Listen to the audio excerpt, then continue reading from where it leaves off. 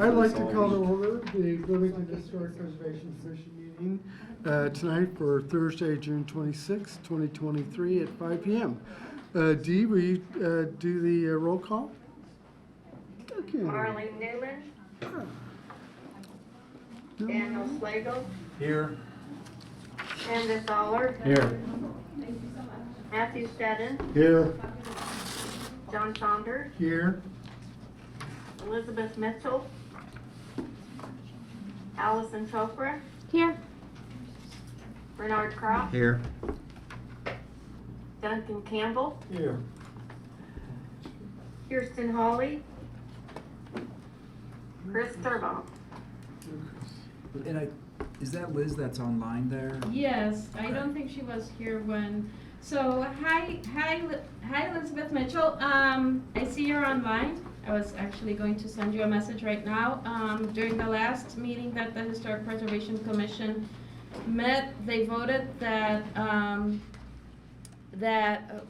what is the best wording for this? That in order to be able to participate as a commissioner, you have to be in person.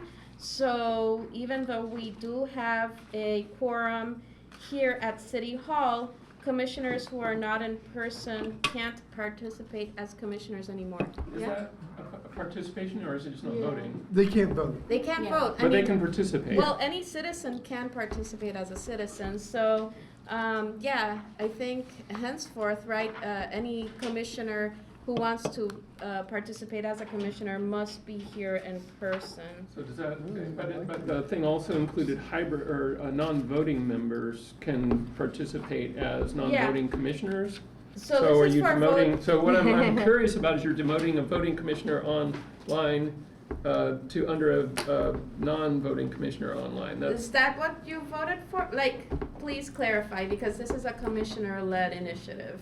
Of course. And it was I Allison don't who think led. that the intent was to not allow commissioners who are online to like participate, like ask questions and make comments. The intent was more about attendance and quorum. So I did not intend for that to be the case when I made the motion. So we might put on the agenda again as something to Like- clarify that. Okay. Agreed. Does that, yeah, we can clarify Yeah, that for I'm next more time. But confused now. I apologize. I just want to make sure that the I as staff am supporting what the commission of course. is moving forward course. with. All right, thank you. We'll move that later on into the agenda on the next meeting. So, but Thank in you, the Sam. meantime, Yes. will Liz vote or not? Do we No need to take voting. No voting. No Okay. voting No for this? Okay. Just The next meeting, we'll have We'll- this worked out. Gotcha. Yes, Got it. thank you. Okay. So let's move on to approval of minutes for May 25th, 2023. We'll need a motion. So moved. All right, Dee. Can you do the roll call, please? Daniel Slagle. Yes. Okay, she left. Sam DeSoppler. Yes. Matthew Steddon. Yes. John Saunders. Yes. Allison Chopra. Yes. Bernard Croft. Yes. Motion carried. Thank you, Dee. Let's move on to COAs under staff review. So you want to quickly go over those for us, Gloria? Yeah, so before I go over that, very quickly, I wanted to do a couple of staff introductions. We have two new staff members. We have our new assistant director, Anna Hansen, right? Is that? And we also have Katie Gandhi from planning, who will be joining us as staff for planning. Assistant Director of Housing and Okay, Neighborhood Development. that's what I figured about it. Yes, I Thank you. apologize. That's okay. Okay, and yeah, so now very quickly, because we have a pretty packed agenda. As staff, I worked with the new owners of Caveat Emptor and provided a staff approval for a change of paint on the current on the current sign, COA 23-36 at 112 North Walnut Street. So they cannot remove any of the letters, they can't pull anything apart, they simply have to clean what is there and change to the following colors, which are cleaner, brighter, but we'll give the site a pop, basically. It's been a while since it has had that, and unfortunately, a sign of this size cannot be, this is grandfathered in, it cannot be, it's not allowed at this moment. They would, if they were to get a new sign, it would have to be much smaller. So it's only for color change. So none of the finials or anything you see on the bottom or changes in lettering. It's just taking what you see there and making it blue and gold. And then the other staff review is for 200 East Kirkwood Avenue. A couple of commissioners, I believe it was Sam the Solar and Marlene Newman, met with the owners and architect for the former People's Bank in order to propose change to the color of the back materials of the facade on the back of the addition from limestone to a black brick, and for the siding on the side that's going to be towards the next door building to fiber cement instead of metal. And so there were conversations at this, and it was approved at a staff level. So the black brick is supposed to combine more with the current black granite on the wall in front. So this was also approved. And now we are on to staff reviews. This week we have a lot of new, bigger projects, new buildings and additions. 218 South Grand Street. This was 212 South Grand Street, part of the same lot as the next door building, which we saw a couple of months ago. It has since gotten a brand new number. It's so new that I don't think it's still even on Elevate yet, or is it? No. So on this brand new site, the petitioners are proposing a completely new building.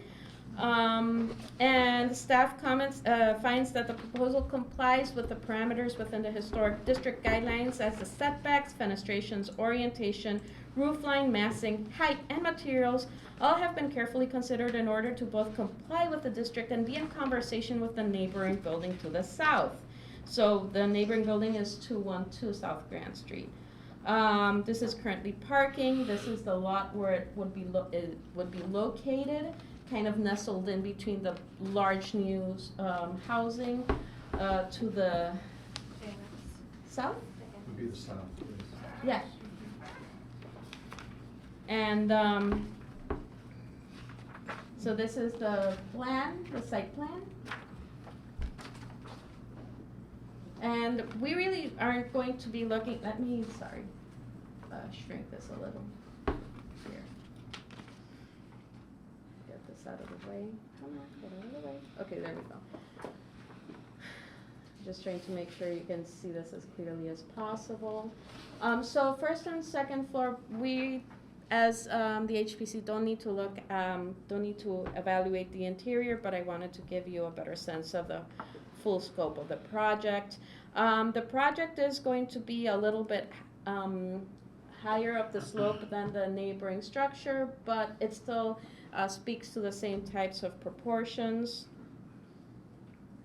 Here's the north and the south elevations, so the sides. And the west elevation, is towards the back, and by it you can see the existing 212 South Grant Street. And here are the just a list of the materials, which could also be found on the packet. The materials, and the petitioners here and can clarify, are very similar, often matching with the materials that were approved on the 212 South Grant Street. So yeah, with this said, staff recommends approval of COA 23-35, and I pass it to you. Perfect. Dennis, you got any more? No, if you have questions. Basically, it's Could very you, comparable for the building to record, the one just- to the north, kind of a sister companion building. But detailing, size of footprint, everything is very similar to that. The one to the north is currently being remodeled, fully remodeled. It's been gutted down to the studs and really significant amount of structural replacement improvement because of deterioration and stuff like that. So, but it's basically just a companion building. It's very similar to that one, honestly. So it'd be kind of a brother-sister relationship between the character. Thank you. For the record, that was Dennis Burge, petitioner Great. and designer. So, Allison, any questions? I did have one question. So, actually now two, since you commented. Could you show us quickly the house that you said it was going to look really similar to, the sort of, it's not this one. That one is the existing building. What we're Right. putting in is Right. the space between. There's Right. basically an open lot that's used for parking and just primarily it's been used for parking for a long time. Okay. So it's going to be that infill lot, basically, Could we, to the south. okay, could we see the picture of the one that you were saying, It's mentioning? the, so it's Oh, the okay. side building. Is there an so actual photograph? Do we have an actual Yeah, photograph? it's the one that was, you saw. The yellow and red trim on Go ahead. the Oh. previous picture.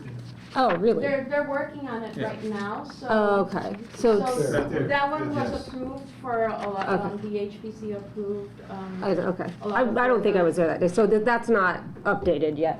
No. Okay, No, I understand. That's just for reference. Great, thank you. My only question is whether or not, it looks like it's a engineered wood for the decking, is that correct? There is a small deck that's going to be replaced on the existing house, and we have a small deck, usable deck up above Mhm. the entry porch area of the new building. You go back to the other. That's the only decking in here, and that's why it was referenced. Which page? It's a synthetic. Keep going. decking.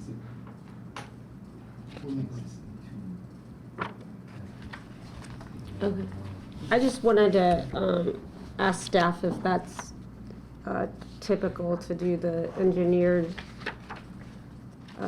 decking for a historic district, or if wood is more Right there, typical or yeah. preferred, Oh, just here a second. like the Aztec. That's, yeah, so it's for the new house. Yeah. If you look at the materials listed, that's what caught my eye. There you can see the porch. Up above, right? Right here, Back up, the back second up, floor. with elevation, Sorry. elevation. They don't, the guidelines for that district do not cover any materials except for siding on new construction. Okay, well then I will not consider that. Moot. Okay, is that good, Withdraw. Allison? Yep, All right. thank Sam? you. Do you, oh, sorry, I was just trying to look and see, could we see the structure to the existing one that we've been looking at is to the south is, and then the building to the north is about, what, a 5-story looking thing? The building to the south. So I'm asking, do we have a better picture of the building on the other side? I can check the packet, if you give me 1 second, I can pull up the packet to see it. When you say the other side, what are you referencing? I'm talking, so you've got a vacant lot. Yes. We've been talking scads about the building on the right. I'm asking about the building on the left. Mm. The building on the left, that's new construction? That's the one I'm asking about. Yes, no, well, I don't know if there's any in this packet. but- Give me 1 second. Just keep the packet handy, in case we need to look at it. That's what I was saying, just do straight view. Get that open. Here's this picture. Oh, yeah, that's interesting. Okay. Just this, I'm guessing. Yeah, so you've got a high 3-story frontage with a 5-story setback. Building was constructed. Is it already on the maps? I didn't see the picture. It's not very exciting. Yeah. Oh, there you go, Sam. Yeah, yeah, so relative to where your building is, that's gonna come up to about the height of that beige bit, I'm guessing. Oh, if you're looking at the second window going up, obviously there's a base down below, then there are two blocked-in windows. Yep. We're probably approaching the peak, would probably be up around there. Yep. Because grade is naturally running uphill Yep. to Third Street. Mm-hmm. So, That would the make it actual look better. volume portion of the building that we're putting in is similar to the one to the north, but Mhm. obviously it's stepping uphill, so it's kind of transitioning because of grade, and it sits up higher because of Makes that. sense. Mhm. Okay, thank you. Yes. That's helpful. But as you look at it, kind of moving up there, it would probably hit, not necessarily midway, but it's obviously moving up. I'm guessing, so that beige area, that front bay, I'm guessing your roof, the peak of your roof is gonna be about where that sucker is. Slightly lower than that. Yeah. Approaching that, yes. Yeah. Yeah. Okay, thank you. Any more questions? Sam? No, thanks. Daniel? No, sir, no questions at this time. Bernard? No. Matthew? No. Duncan? Where's the, Gloria, where's the actual boundary relative to this new construction? The restaurant row. Proposed construction. That's the district boundary. The district boundary. Yeah, so the district boundary, it's, very tight around it. Let me pull up this nifty map. All right. It's still 212 South Grant. I got a map up, Duncan, if you wanna. That's 1212. Thank you for catching that. Can you see that? Can you point to the property in question? No, 'cause I can't see it. Okay. I just can't read it. Let me see. It says 816, right? Okay, so it's literally this. 218. 218. So the new Ah. proposed construction is inside the historic district, That is correct. but the new apartment building is not. That is correct. It's, yeah. That's the difference that having historic districts makes. Well, I just was curious about where I thought that line was next to 212, not, Nope, it just pushes out enough to Yeah. fit in I this. vaguely remember okay, thank when you. this was. Yeah, no council. problem. Any more questions, Duncan? No. All right, great. I haven't got any questions at this time. Does the public have any questions? All right. And do we have anybody still online? If anybody online has any questions, please use the raise hand feature. And the raise hand feature can be found, where is it from?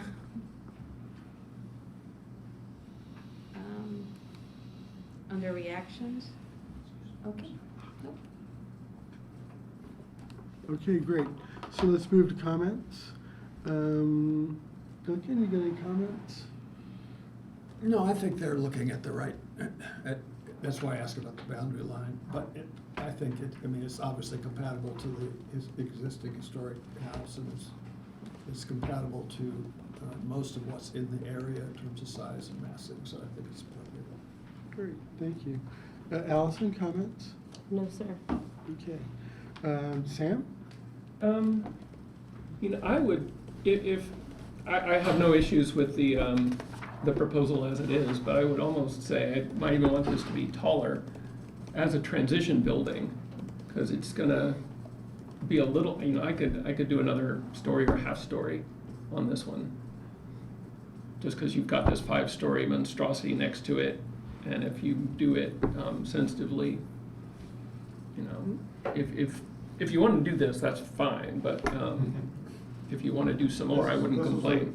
what the owner asked about. Okay. Okay, very good. Daniel? No, I think I'm in that same, I like how it kind of is similar to the one next door. I think that'll look really nice. Did we pull the kiln from the No agenda? comments. No comments for Bernard? Sam, Matthew? It will come No back. comments? My only comment is I kind of agree with Sam a little bit. If that building was just a little taller, it might look a little bit better as you see the properties in the street. But that's the only comment that I have, and it's a great project. This, can I With the tag vent, this? vent pipe, a pie. Thank you, yes. Allison, did you? Since I mention- didn't comment, do you mind if I add on to that? Absolutely. I mean, obviously, this building, this larger building wasn't meant to be beautiful from the side, so nothing would be lost should any more of it be covered up, I don't think. All right, thank you, Allison. Okay, we need a motion? So moved, I move to approve. All right, I'll second. thank you. Dee, will you do the roll call, please? Daniel Schlegel, Yes. Sam DeSaller, Yes. Matthew Seven, Yes. John Saunders, Yes. Allison Chopra, Yes. Bernard Cross, Yes. motion carries. Thank you, Dee. All right, let's move on to COA 23-39, 748 South Morton Street. John, could we scoot that back a couple? The petitioner isn't here yet. We will do that. We will skip and move on. to- Pass that around maybe later. So we have COA 23-40, Daniel Joseph, with a new addition. Daniel? Okay, so, Daniel Joseph Weddle is requesting a new addition to 917 North Fairview Street in Maple Heights. We saw a case with them a few weeks ago, and the petitioner is requesting to attach another structure to the house, but this time it's going to be an addition to the house. It would barely be visible to the street and the alley. The materials and the proportionals are not typical of the neighborhood. The property itself is already eclectic, even without the ADU. But I have something else I want to add, and this is just me as an architect and somebody who's also thinking about the future. These structures, the ADU that was approved and the other little structure, tiny house that the petitioner wants to add, right now are considered interesting, quirky, architecturally highlighted, but they're also getting a lot of national attention. The petitioner did send me some clips from HGTV and from YouTube and other places where they're being featured. In other words, at this moment, they are interesting structures, but I also kind of want to be forward thinking about how they will, in the long term, add to the history of the site. So thinking 40 years down the line, what will this add or what will it say about the property? That's just coming in from it as a preservationist in the present who's also seeing how things from 40 years ago are now being considered historic. Again, this is just a comment, take it or leave it. That being said, staff does recommend approval of COA 23-40. Maple Heights Construction Subcommittee comments, I believe, are pending. There's been a lot of back and forth about meeting with them. This is the site, and this is where it'd be located. So principally, this this proposed addition, unlike the other one, would be pretty nestled behind the house, and it would be visible from the alley, but not as much as the ADU. So here's another image of it, and this is how it would, just because of the layout of the site, it wouldn't be super visually overtaking the house either. And I think the perspective does a good job of showing like, hey, this is how it would be kind of visible when you're driving or walking down the street. It doesn't really detract a lot from the house, even though, on the other hand, the sizes of the windows, we've already had this conversation, the proportions of the building, they don't reflect literally any of the physical aspects of the district or the area in that regard. So there are pros and there are cons, and this is why there's a body with many different perspectives and experts here that can determine whether or not this is an appropriate addition to the house. I just wanted to give my 2 cents. So these are some images of the Huh? It's okay, go ahead.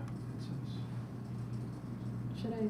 No, please, I was just Okay. preemptively.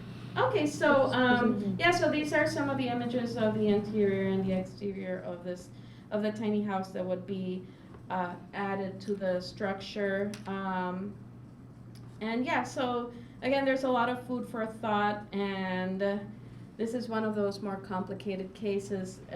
We've already been looking at it and the different types of issues that the site provides, and I will leave it to all of you. No, thank you. Thank you, Gloria. John, may I ask a preliminary question? Sure. I just want to make sure I understand, because all these questions are gonna help me if this is answered.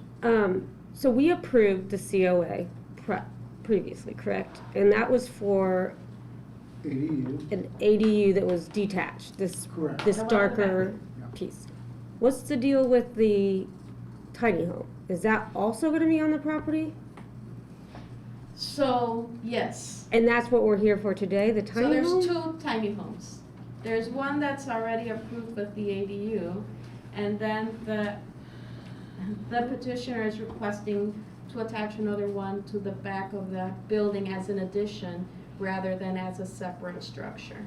It's my understanding that when we were evaluating the last COA, it had nothing to do with the tiny home. The tiny home was something, by the tiny home I mean the wooden trailer thing, was no longer in consideration, that we were evaluating this detached building. Is that not correct? So, there was a COA for I the asked that detached. question specifically. So, okay, so last time the detached, okay, just for clarification. Thank you. It's confusing. There's Yes. 2 tiny houses. They're So, really- the detached building has a tiny house and an extra additional part that is to be built around it to expand it. So, That was this, not clear. this is a to me tiny at all. house, a wood house, and this would be, an alternative, material that would be built around it. Oh my God. Was it Randerth or? Cobb, they're the same. Cobb. The extent Yeah. of the same material. So, and then this is another tiny house that would be Okay. attached here. So they are 2 different projects, and they both involve similar designs. If it's a little confusing, Mhm. this house was the one that was originally proposed for the other site. But it was too tall. There's 2 tiny houses, yeah, so, Let's just call them tiny home A Yeah. and tiny home B okay. to avoid confusion. So we're looking at B today. Thank you so much, Renard.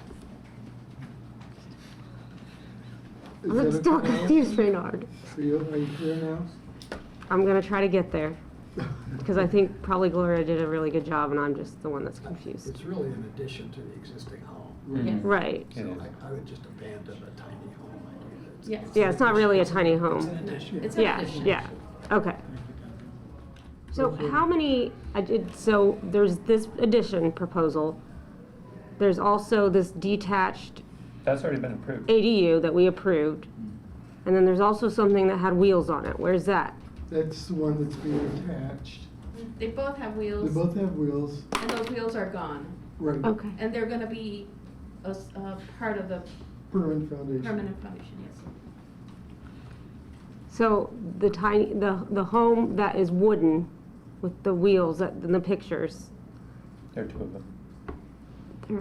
and where is one of them going? One of them's being attached to the ADU we approved. Right? And Oh, then the second one is the one that he wants to add to One the there. house. Yeah. and this They is, must be- okay. Is there not, is planning, is there a problem? I mean, you can't have like 3 different It's not gonna ADU be a dwelling though. We're calling it- ADUs on your home. I mean, is that permissible? It's a bedroom addition. Think of it as a bedroom. Yeah, I don't think it's a tiny house, I Attached to think the it's a existing bedroom house. addition. It's But it- being attached. So they're not on wheels anymore, and they're becoming part of a greater infrastructure. But they do have a full kitchen and bathroom. Not in the bedroom addition, they won't have a kitchen. So it's, They were tiny homes, they're being converted one into a. but most tiny homes have, They did have, Yeah. yes. but they took it out.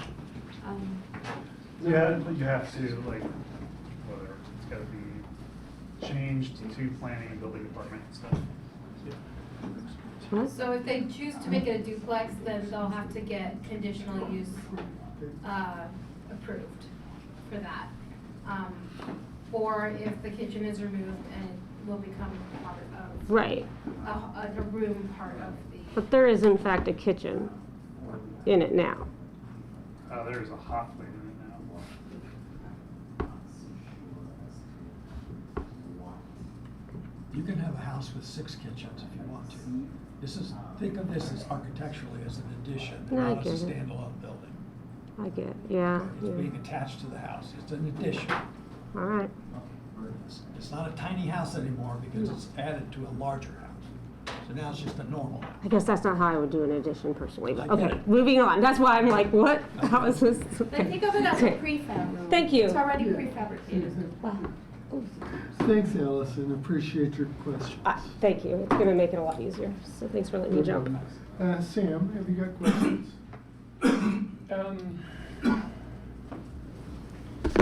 I want to talk a little bit about, so, do we have a roof plan about how that thing connects, doesn't connect to the existing building?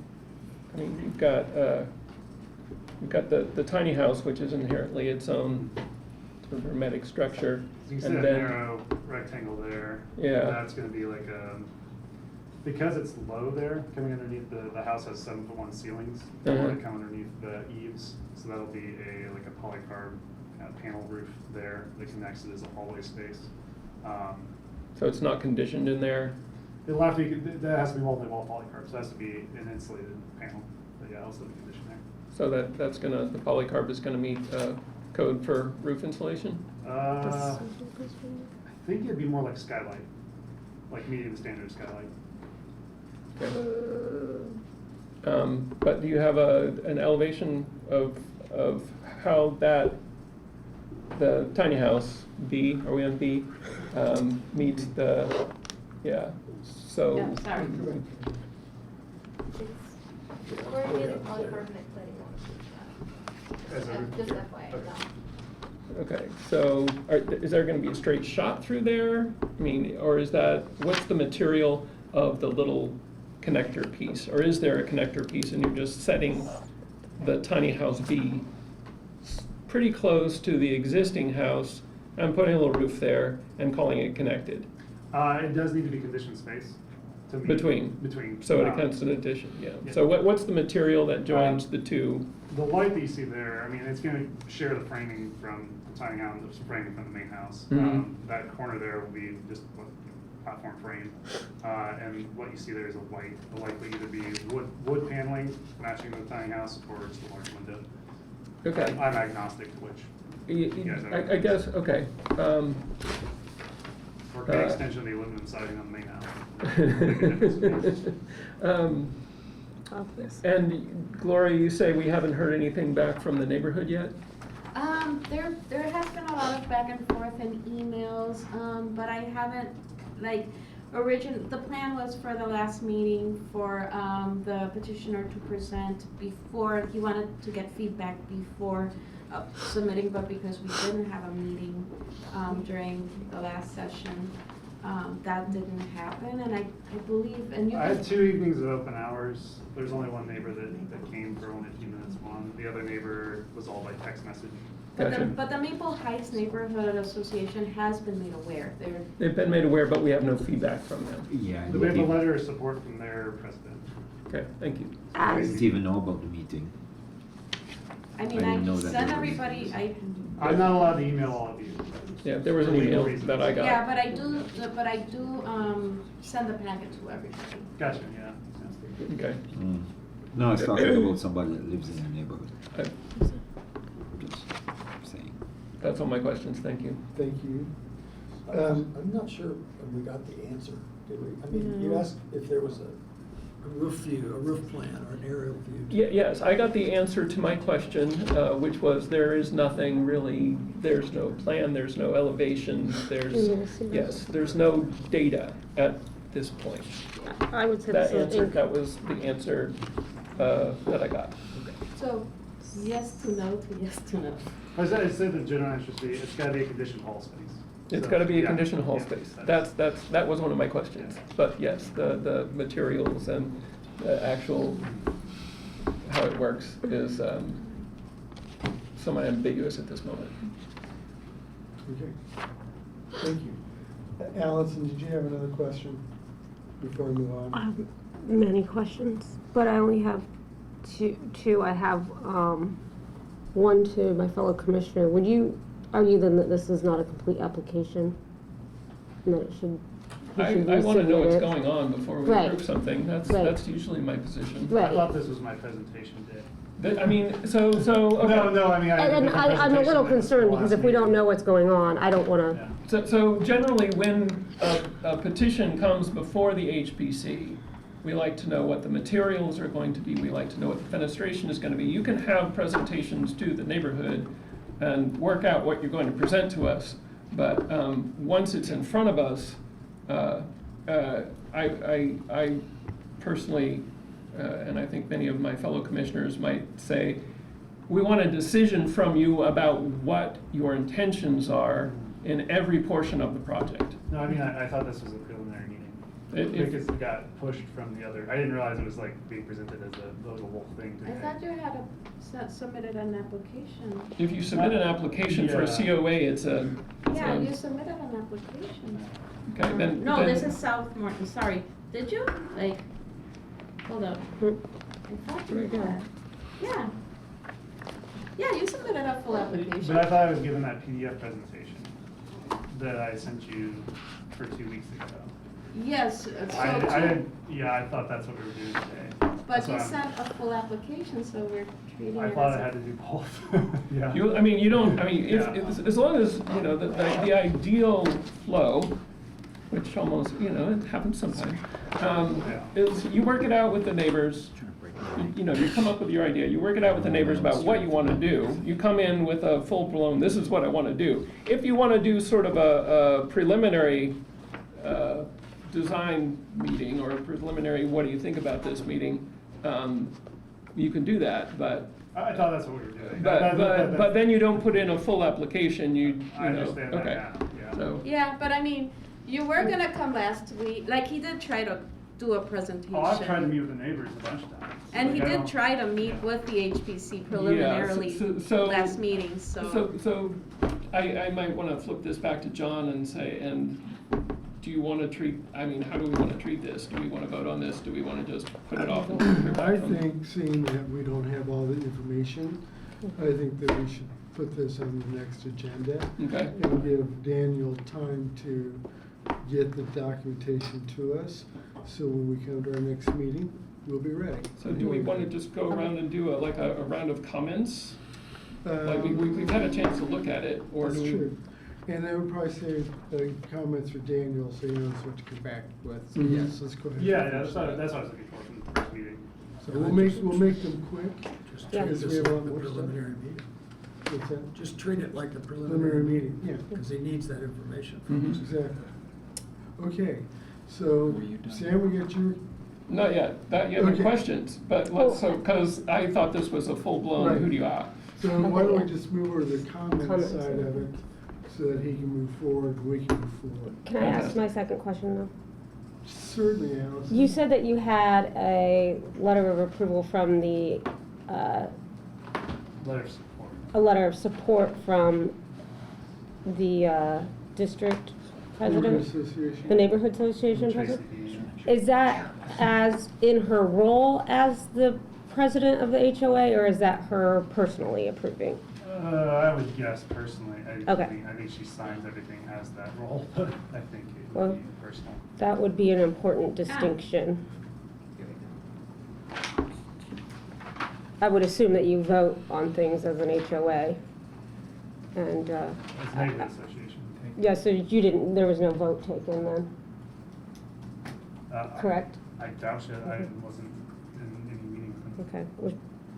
To present it as the president of the HOA would, in my opinion, be, That's how she wrote her letter. oh, well, yeah, but it's a little disingenuous, in my opinion, but anyway. Well, we have That's it. it now, and we will get more when the other members meet, Right, because they'll give them more time to respond to Daniel's of proposals. course, thank you.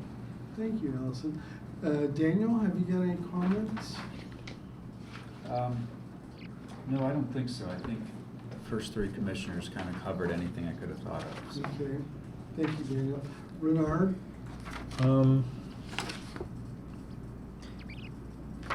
Is this,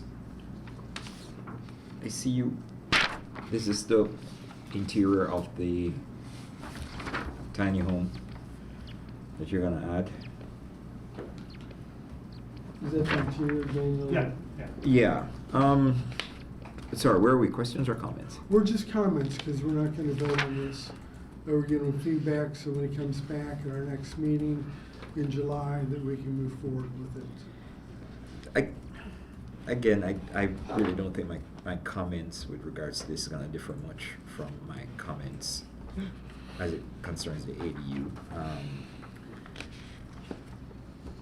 I don't wanna say I don't like it, cause that tends to sound like a personal opinion, but to qualify it, I don't like it because I don't believe that it meets the letter nor certainly the spirit of the guidelines that the community put together. And I see where you have a couple of letters of support. I'd be wanting to hear the opinions of those who don't support it, because it's all well and good you have 10 emails and you pick the two. I'd love to have those comments too. Right. I've asked for them a bunch of times. So I'd also love to give an opportunity for is it the design committee? Is that what they're called? The design Yeah, committee? the construction. And probably the full, Yeah, Lucy Scheit and Tom right, Dove. community association. Yeah. Because the last time the members of the committee were not in favor of it. It was approved anyway. I'd really like to hear what their opinion is on this, Okay. but I can't support this. My reasons are, as expressed in the meeting, that dealt with the ADU.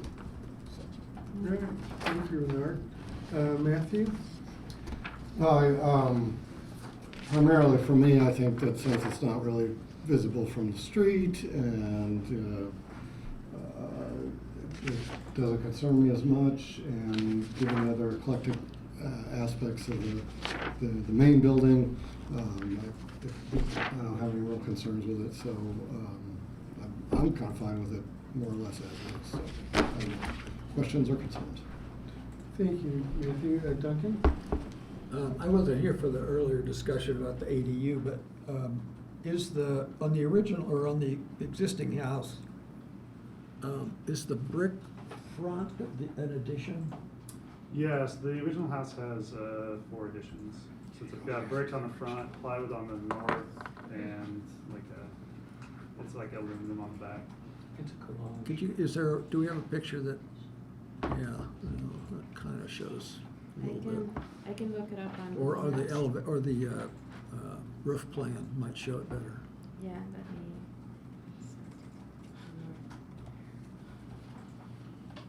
I'm just trying to understand the genealogy of this place. 1950 stick construction with 4 additions. So the, Mansard roof starting so the out. more or less pink roof is the original house. Yeah, Mansard. Okay, so it's just a ranch with a forward room, and then on the right is the brick addition? The Yeah, and then dark off the brick roof. addition is a porch addition. On the so they can back. Use the EPDM out. And your new addition is gonna go in that slot just below the porch addition. But it's not. On the back, yeah. So now would you put the elevator, or the roof plan that you sent us in the packet. Let me pull that up, sorry. Move this a little. Let me see if I can find it. That's good. Better Okay. for zooming in. Okay, so what's being added, is the deck already there? The por- It is. Is that porch, what's showing in white, it says Yeah. porch, It has an awning over it too. is that, it's already there? Yep. And that little connector, I think that was what Sam raised a question about. For our purposes, we would have to know what that's made out of, Yeah, that's fine. and we would need elevations and profiles of it so we could see it in relation to how it attaches to the house as well as how it attaches to the addition. Or some explanation of that Yeah, in that's some form. Those little pieces in preservation are called hyphens, which frequently are used to distinguish between the addition and the original structure. So when you have, and particularly in the case where there's a very contemporary addition to a historic form. So, for instance, if you have an old library building and it's all limestone and you want to put an addition on it out of all glass, you hyphen it with some other material that is a third material between the two buildings. That was actually the logic we used on this property. When the ADU was originally proposed, it had glass around Okay. in the earth, and it was to create that sense, and that same glass coating was set on the other tiny homes. So there's an intention to like keep that language through the property. We lowered the roof enough on the ADU that glass is no longer there, so that design touch is not in the Right. project. It's common for hyphens to be glass. And then the other, so that's something I would want to see explained. And also, I don't have any aesthetic objection to the contemporary form and articulation, I guess you'd say, of the addition in particular, but I don't find it at all compatible with what we've already got. I could also say that about the brick addition. Yeah. But that doesn't justify doing it wrong twice, in my mind. Sure. So I just don't find the addition compatible really in any sense with what we've already got there, except potentially the ADU, which I wasn't in discussion with that, but it's not being added to the ADU. So it's not, the ADU is really not an issue here anymore.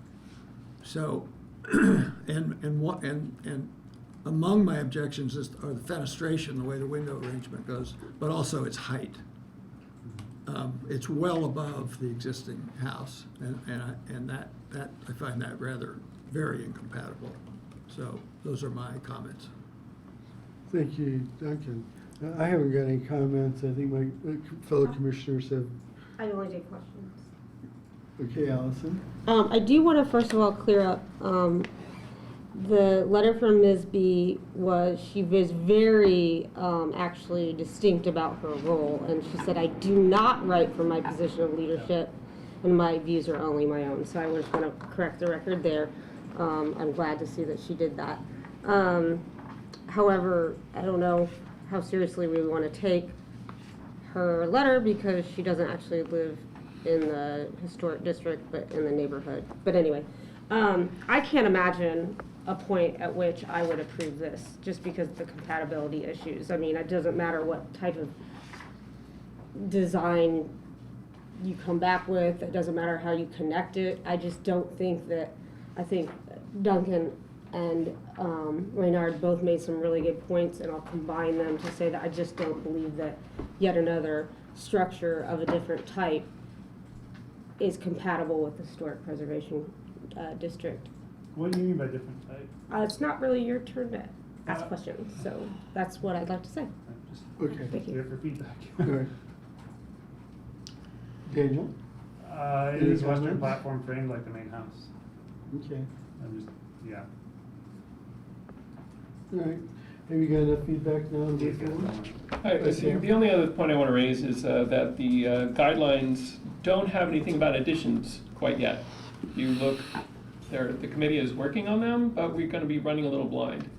So, If you It's guys, good. yeah, if you wanna see the presentation too, I did go through like and quote everything I could from the current guidelines Mhm. to justify this project. Yeah, I feel but- like I laid it out pretty well. I was not legally allowed to send it to you unless I had your email privately, was what I was told. So there's only Okay. a few commissioners that have that information. okay. So if you wanna send it among yourselves, you can. I mean, the main issue was, the possibility of a back and forth, Mhm. between That's other fine, yeah. commissioners, just to preserve open door policies. You have my permission to share whatever I've given you, Lori. That makes it easier. No, okay. Thank you, Daniel. All right, let's move on. I think you've got enough feedback now to move forward. So one little minor comment from staff is that the COA the application date was June 8th. Therefore, an extension would be required in order for the HPC to make a determination on the 13th, So it won't, July 13th. Okay. Is the petitioner okay with that? But that's fine. Okay. Okay, Do we need to make a motion? I believe let's so. do. So moved? All right. Thank you. Sam, D, we need a roll call. Daniel Schlegel, Yes. Sam DeSaller. Yes. Matthew Seddon, Yes. John Saunders, Yes. Allison Chopra, No. Bernard Cross. Sure, why not? Come on, Renard. Motion carries. Democracy. Thank you, Dee. All right, let's move back to COA 23-39. I think the petitioner's with us now. Oh, I'm gonna have to use the packet for this one because Okay. I was not able to finish the presentation. Okay. I apologize, but it's been a little while over here.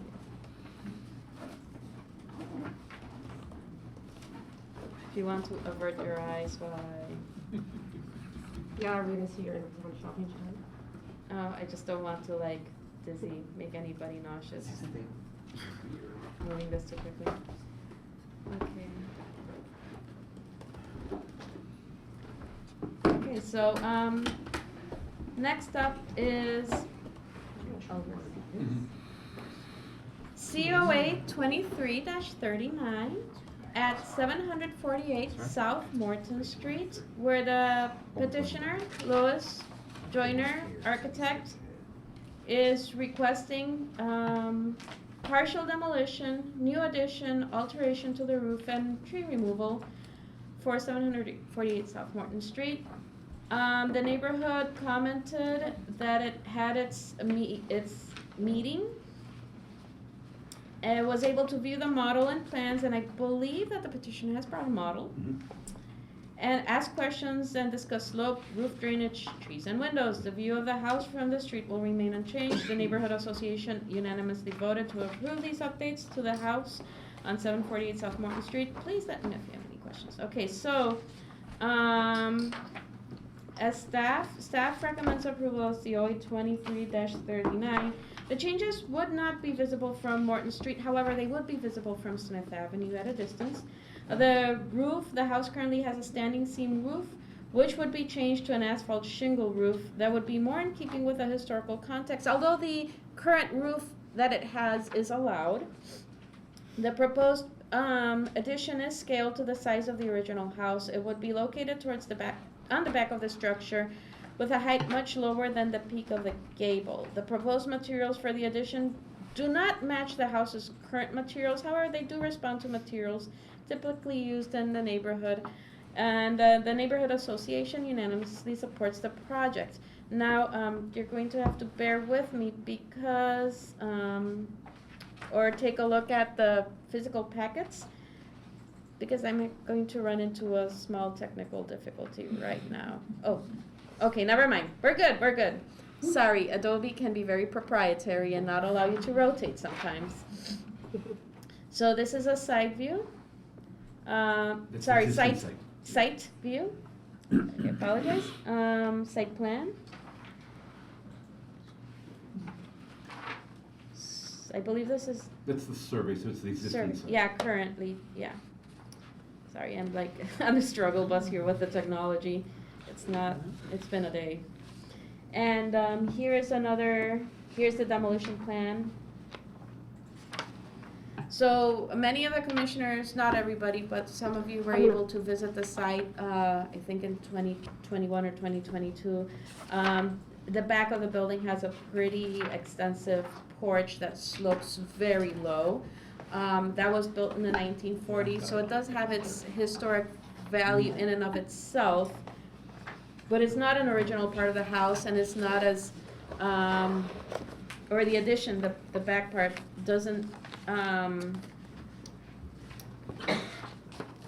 yeah, it's actually very low, and it has caused problems for the owner. So here's the proposed addition. I'm gonna try to zoom in a little more, so bear with me. Thank you for your patience. Well, okay. So there is an addition and a detached garage as well. All of which you can see on the site, on the maquette. North. North is up. Yeah.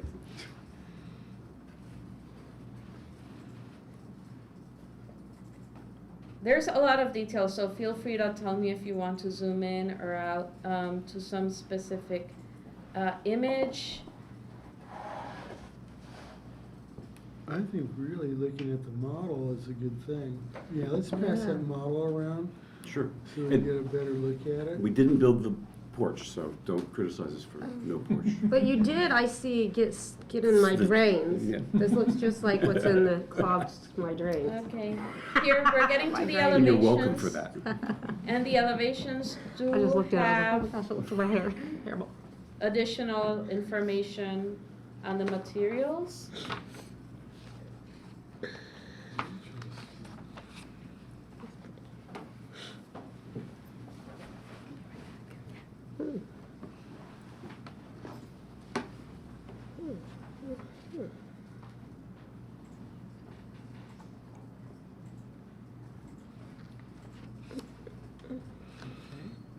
All right, we see it. Let me see this one. Is that photos of it?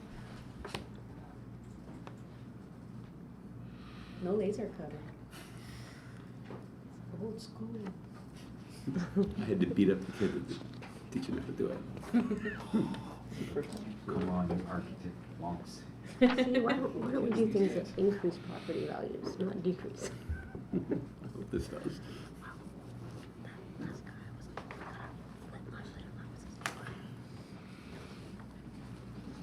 But I guess that's not something we can consider. Yeah, so with that, I'm just trying to scroll through everything. Pass it on to John Saunders and the commissioners. Thank you. So yeah, yeah, staff recommends approval. But All right. that being said, open to all comments. Thank you, Gloria. All right, so let's start out with Duncan for questions. Any additional comments from I'm sorry, Duncan, do you have any additional comments about the project? We'll get to you in a minute. No, I mean, well, I say no and then I start talking. Yes. So, you know, we're really trying to work with the original I house and then I don't know if you noticed in the comments, I really thought about the relationship between this and some other historical precedents. Not necessarily duplicating or even trying to copy, but you know, these I houses typically have some kind of addition out the back. So this is a reference to that. This profile is, you know, sometimes seen on houses, more often seen like on barns and so forth.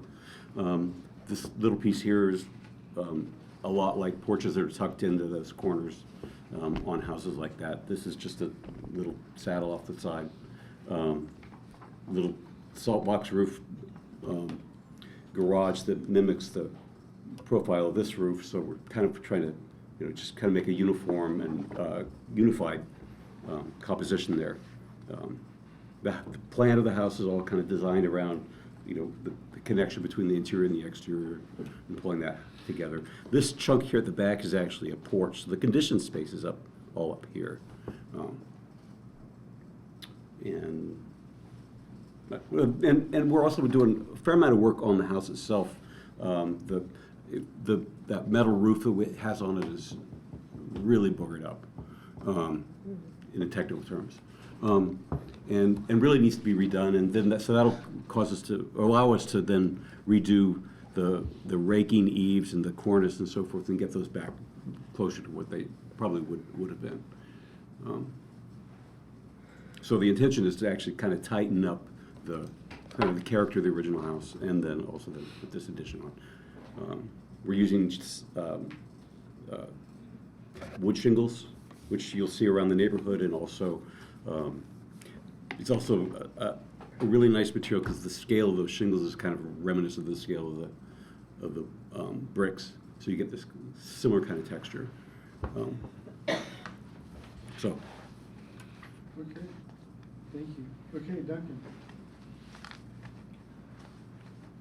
I'm gonna pass for now. Okay. Sam? I'm gonna have to recuse myself on this one. The petitioner is married to my wife. Oh, minor details. So you vote yes. Thank you. So you vote yes. I'm gonna. Abstain. Oh, I didn't have any questions, John. Thanks for asking. Oh, I'm getting to you, Allison. Excusing you. Matthew, any questions? Well, yeah, I'm a little bit curious about the little, this side thing. That thing? There. What is that all about, needed for, that sort of thing? Well, first off, we got, the house is way off the center on the site, so we really need some space. So we're adding space to take advantage of the 12 feet of side yard that we have. Gotcha. And that helps the plan really work, because these spaces are kind of ones that need to be kind of in relation to this space. This is a bathroom, and this chunk is the laundry room and pantry. And these 3 dormers are, this is a move that we're making where there are these kind of slots in the ceiling that then go up to really high windows out of the kitchen, and just create a really nice kind of connection between that space and up and out.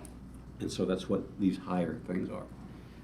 And this will probably be visible from the street view though, right? Yeah, but it's not, I mean, it's a 7 foot wide, Okay, modest thing.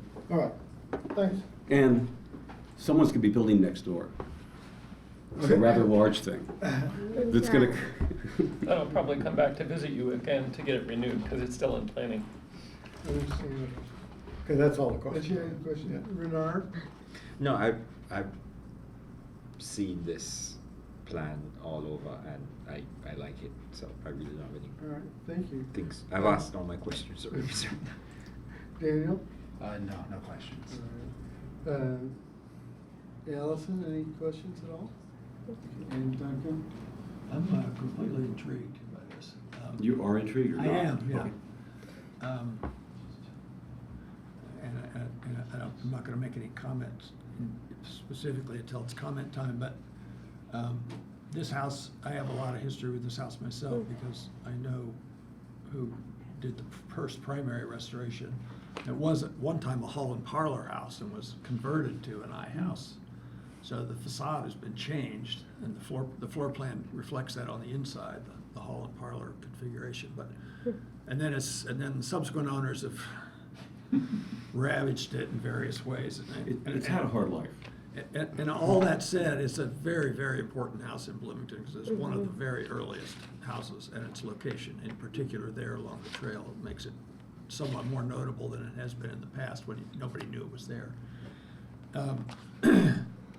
And I'm a proponent of contemporary additions to historic houses. I just put one on my own house to.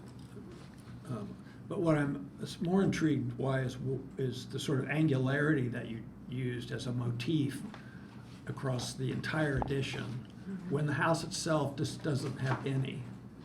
Like the I-house is a shoebox, or a double shoebox, if you will, and has very little angularity. It has but the addition is busy with angularity, I suppose. And so I'm kind of interested in I understand the rationale for the light slots and the roof pitch thing. I'm not crazy about covering up the second story on the back with that partial, Mhm. what becomes an attic space, I think. Just because I don't like covering the fenestration on a house like that one. But I'm just curious about why it needed to be so angular as opposed to somewhat more, I don't know, conforming, I guess, in terms of the original structure. I mean, I get the contemporary part, Right. and I get the use mandate, why they want the space the way they want it in terms of its utility, but I'm asking really sort of designer to designer, just because I'm curious about it, the choices that were made. Yeah, and I guess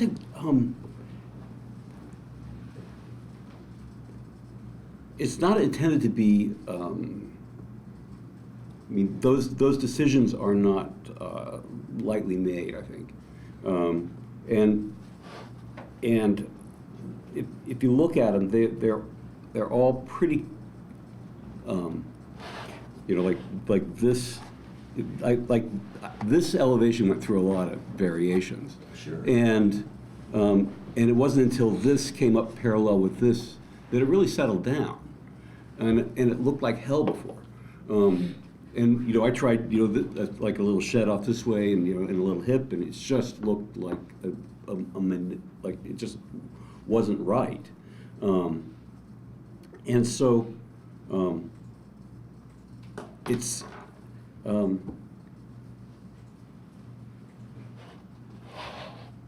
I guess I don't have a real good answer for you, Tom. Okay, that's okay, that's partly my comment, but. Yeah. And I'll just presage my comment with, it feels hard to maintain because there's so many corners and juts and turns and and that's a lot of flashing and a lot of guttering and a lot of stuff that is not shown in that model because the models are always so planar. Right. That's gonna add to, you know, as a contractor and a carpenter, we used to say, every time you add a corner, add $1,500.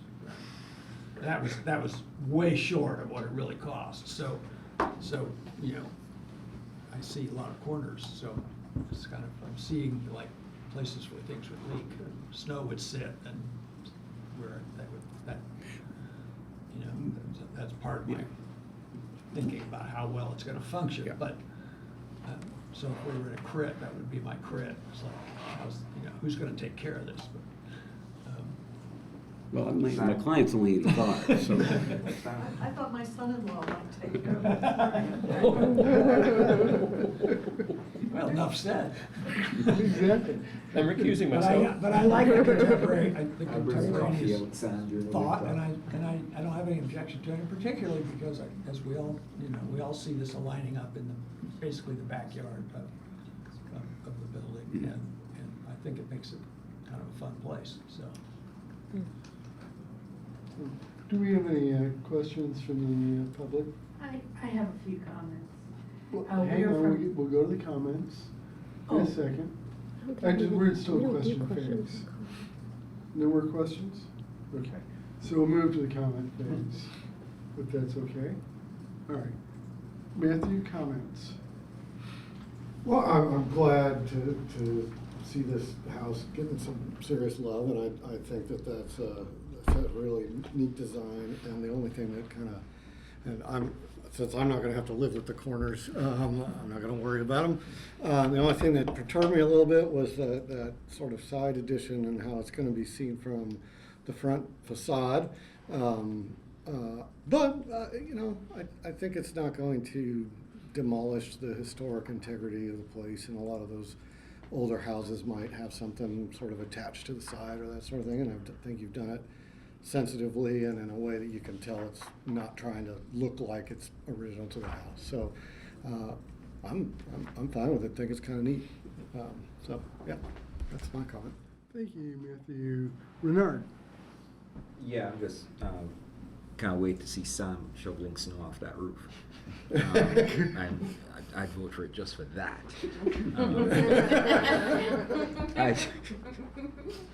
But I mean, I've seen the different iterations from the first time it came, and then it changed, and I think it changed at least once or twice before this. Once before this, and I like it. I'll support it. All right, thank you, Renard. Daniel, have you got any comments? The only one I was gonna say, Matthew's already covered, was just that side thing, but I keep looking at that, but I think, like Matthew already covered, I think it'll look fine, so I'm comfortable with it. Thank you. I know, it's killing me. Allison? Yeah, I actually wanted to comment that I think it's almost imperative that you have something from the front of the house to show the changes in the back. For me, if you didn't see that, and you were, I mean, because this is visible from the beeline. I mean, you're gonna see this when you're walking down, and it just would look very, very odd if the front was like completely historic and you didn't see any of this sort of more modern look straight on from the front. So I think from a design perspective, my personal design perspective, I'm not a professional, but I think that is necessary to bring that forward. And I do think that I'm really glad that the front is going to be mostly maintained as it is, obviously with a facelift, which I have nothing against. So I'll go ahead and support it today. All right, thanks, Allison. Duncan? So the front porch is being removed altogether? No. Oh, it's not? You just didn't put it on? We just, yeah. Okay. Too bad. That's an addition too. Yeah, and it's not great. No, it's not. I think it would look better looking like an iHouse, which would never have a front porch on it. But I'm fine with it. I think. You want us to the think effort- about it? Huh? You want us to think about it? We could. It's a. I would think about it. I mean, I've already thought about it. Would you all let us do that if we? Well, here's the issue for me. The issue for me is that the porch is an addition, but it's also a historic addition. So it's part of the history of the house now. It's historic in its own right, as additions become over time. So it does have, it would be something we'd have to consider seriously. I certainly don't want to speak for everybody else, but to my mind, with all the other changes being made, I would probably be okay with it. You know, I personally would. And I own a house about this age, and I've owned it for almost 40 years, and I've done a lot of work on it. And I've wrestled with these issues for a long time. But when I see the model without it, I find the house much more attractive, even though, as I mentioned, it's not originally an iHouse. The front of it never looked like this, really. It's been altered. Do you think that the window, we haven't noticed that the windows have moved. I don't remember exactly the full extent of the alteration. Henry Glassy knows because he didn't do it, but he knew about it. But I don't know exactly, but it was set up as a hall and parlor. Yeah. And I believe the front door was off center. It is off center a little bit. Okay. Mhm. That's not much. That's typical. So yeah, it's, Yeah.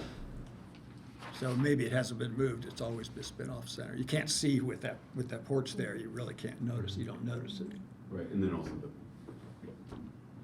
In a sense, you're taking the porch off returns it to the hall and parlor configuration where the door's off center. For everybody else, a hall and parlor has one large room and one smaller room adjacent to it, not a central hall. This house was changed to put to put a central hall in on the middle of two rooms that aren't the same size. So it was a hall was one room and a parlor was the other room, and there wasn't any corridor. And that's been changed to add that. But that alteration's actually also quite old. Yeah, it is. So, Thank you, Duncan. Any comments from the Now public? can I say? Yeah, absolutely. Jean was very meticulous about talking to the former owner, Sue Zabriskie, who's a historic preservationist. She owned the house for over 30 years. And Sue just adores this addition. Of course, her next door neighbor will be her son-in-law, and he will have a very contemporary addition that you guys have already approved. So the contemporary angular that this is being added to this is going to blend in nicely with that next door. So the view from the beeline, it shouldn't really affect it. It should just show and reflect as an addition onto it. The interior, I mean, this is an 1838 house. If you have a house that old, you don't have indoor plumbing. You do not have light fixtures. You do not have heat unless it's coal burning stove or something like that. You have cisterns. So there have to be alterations made to the historic structure so that they can continue to be used. And by fixating the bathroom downstairs, this is going to allow for the aging in place. And Jean wants to live in this house until she passes, so she should be comfortable in this house. So that addition, even though it's gonna show 7 feet from the beeline, should not affect that, but it will make it a lot more livable for Jean and in the future. There are other additions that, you know, do not reflect what the owner wants and how it will fit. Our neighborhood approved this and of the materials. Jean has been very meticulous about checking with all the surrounding neighbors. As far as the view from Smith of this addition, Dodd. what, Dodd, not Smith. oh, It's wrong in the app. Yeah. Sorry, It's not Smith, it's Dodds. gotcha. Yeah. it sits up higher than the street. Maybe what, 6, 7 feet, if not 8 feet.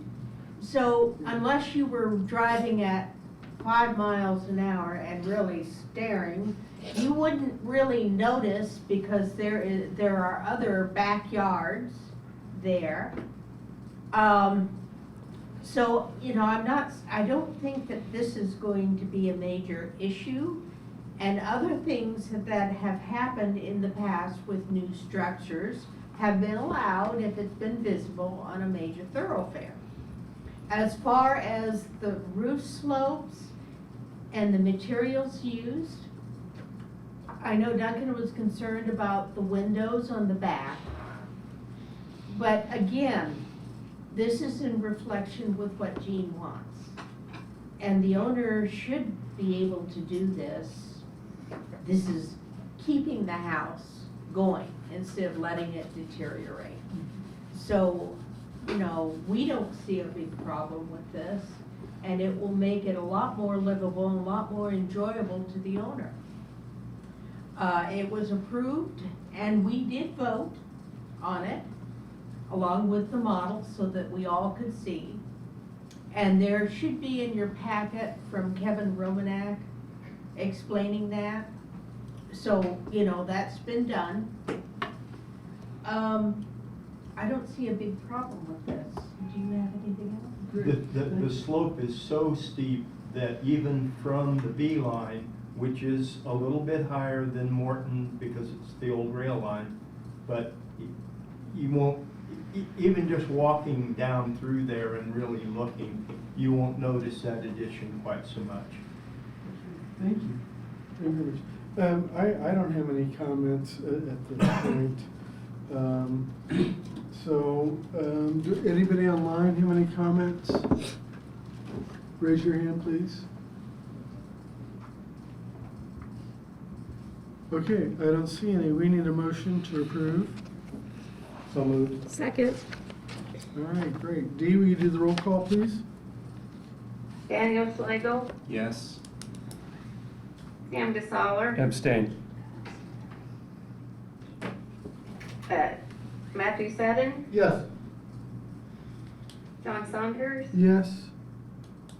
Allison Chopra, Yes. Bernard Cross. Yes. Motion carried. Thank you. I would be out of my mind excited if I was your mother-in-law about this. I'd just be like, look, this is gonna be my house. And I'm anxious It's you're so cool. building to I go wasn't gonna to, say how much I thought it was so cool because that's not the criteria, but it's All so right. neat. Let's move on to COA 23-41, 345 South Rogers Street. Mr. Holovich is with us? Yeah. Ah, very good. Yeah, I'm right here, but Oh, you've there got you the go. address wrong. Oh, It's 346. 346. Oh, I noted it. Thank you. All right. Okay. Gloria? okay, so the property at 346 South Rogers Street, the petitioner is requesting to change the color scheme. And so this is in Core Prospect Hill, rather than Greater Prospect Hill. This, and Core Prospect Hill doesn't really delegate much to staff. So this is one of those cases where the petitioner is bringing a lovely, different, vibrant color scheme. Staff looked it up, and the guidelines do say that to use period paint colors and color schemes appropriate to the building's architectural style. And so I went ahead and looked at Elizabethan and Tudor revival buildings. What tends to be the rule of thumb is that whatever part is represents the traditional wood structure, and whatever represents the wattle and daub. In this case, it's a different material, but so the flat surfaces. So whatever is the wood structure should be darker. But and so what the petitioner is requesting is for a very varied color scheme that is reminiscent of a lot of Victorian style buildings. However, the wood would be lighter than the background. I have seen precedents when I was doing like Pinterest searches, or what are people doing with this typology of building.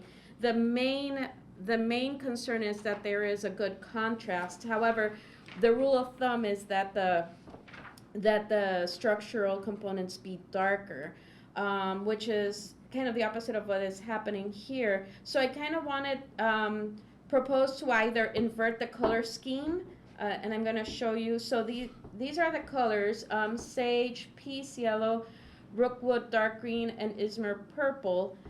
So the primary is sage, and the trim is this peace yellow. And so what I'm assuming is the trim is the wood structure, or the wood components of the facade. So when you look at it here, so they're kind of similar in terms of like the tonality, but the green always comes off a little darker just because of the color theory. So either these could be inverted, or like look at different color schemes. I actually sat down with Photoshop and I was gonna play around with all the color schemes. I just did not have time. That being said, the smaller details as staff, I don't believe the accent colors detract from the main issue or the paint color. So this is just a case where the HPC should determine whether this particular color scheme is appropriate as it is, or if another iteration of the color scheme might be more appropriate for the house. I think one of the biggest priorities to accent this type of era of building is to make sure that there is a nice contrast between what would be the structural wood and what would be the background. Right now, for example, the color is not painted in like traditional dark wood as you would see in Germany or in England, and then it doesn't have the natural colors that it would have had in this 16th century or 17th century or even the 19th century version. So yeah, so basically staff likes the colors, but also has that small concern about whether the color can be inverted or if it can be left as it is. So Tudor revival color schemes. I know this isn't like the most, so these are some of the things that we are seeing currently. For example, this one where they're inverting the colors. This is obviously like a 21st century idea of how to play around. Traditionally, you want to have a much darker wood frame and a much lighter background. But then this is much more similar to what the petitioner is proposing, which would look kind of like a fairy tale or like an illustration from a 19th century children's book. I've seen illustrations that have like this sort of color palette in them. So there is precedent to doing this type of paint color scheme in this type of building. But with that, I kind of wanted to leave it to more eyes, additional people that have, you know, all of you who can have a different take on this. So, and I can leave it either with this photo or with the color. Leave the color up. Let me put the colors so that you can look at the house with all the colors. All right, thank you, Gloria. Let's, any information for us? Well, you know, it's unclear that this is an Elizabethan revival. I mean, it may be considered like a chalet bungalow. If you look at a chalet bungalow, I mean, look at the way the eaves are. I mean, that's not a traditional in any sense that I. Okay, yeah, I was referencing. I mean, it's debatable about what style it is. Yeah. It's not, I don't think it's a Tudor style house, and I'm not sure what an Elizabethan is. But I find this house to be more of a, what I would call a chalet bungalow, and it kind of leans a little bit in the vein of a, what they call an Oriental bungalow, because of the shape of the eaves and the ornamentation on the eaves. A Tudor style house is very stark. It doesn't have that ornamentation that you have with these flying eaves. So, having said that, I don't feel like it's necessary to stick to a rigid interpretation of what a Tudor style house is. That's fair. Thank you very much. And when I peel this paint off, and in past years, it's a stucco house, and it hadn't been painted until who knows when. I mean, we couldn't find any pictures of it. And so before it was painted, it was stucco brown, and who knows what color the trim was. Another thing I'd like to point out is that these corner pieces, that's ornamentation, that's paint. That's not trim. So somewhere in the life of this house, someone came up with this color scheme and they applied it, and that's what's sitting there presently. And so in our sense of aesthetic, we think the house is just too overwhelmingly bright. And I agree. You know, it kind of jumps out in the neighborhood. We want it to blend in the neighborhood, so that's our goal. Okay, thank you very much. Sam, questions? Have we heard, does Prospect Hill have a neighborhood design review committee? Nope.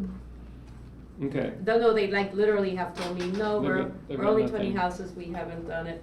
Okay, and yeah, the only guidance we have is period paint colors and style appropriate stuff. So Yeah. I have got no questions. Okay, and I went, I used the interim report, so, for the style, so, yeah. Thank you. No, not Shard, the interim report, which is a much older document. Shard actually didn't have that information. Yeah. Okay. Daniel, any questions? No, I don't think so. Bernard? No. Matthew? Allison? Okay, I have some questions for staff. Is chalet bungalow an actual recognized type of architecture? Because I'm looking it up and I'm not finding anything. Yeah, I mean, there's a lot of different types of combinations, and they're not all Okay, so- necessarily regional to the United States. Okay. I'm just saying that I'm not seeing that as like, I'm seeing pictures of like new houses that are chalet bungalow, but not anything historic as far as the photographs that pop up.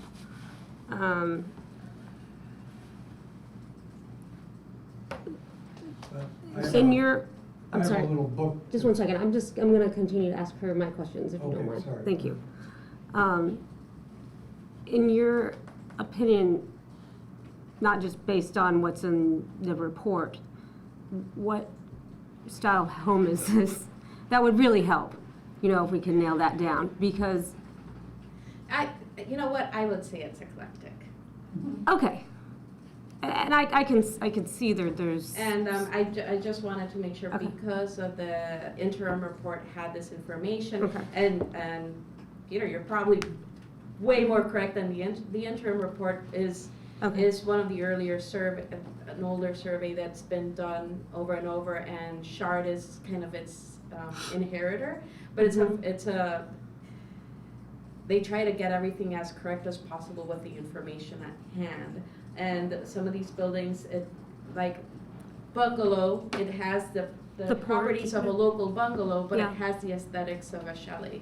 So That's where we're coming up with that, so, okay. and that's where you find that Okay. combination. But there are a lot of eclectic buildings at the turn of the century, not just in Bloomington, but in different parts Sure. of the United States that combine different types of neoclassical and international styles.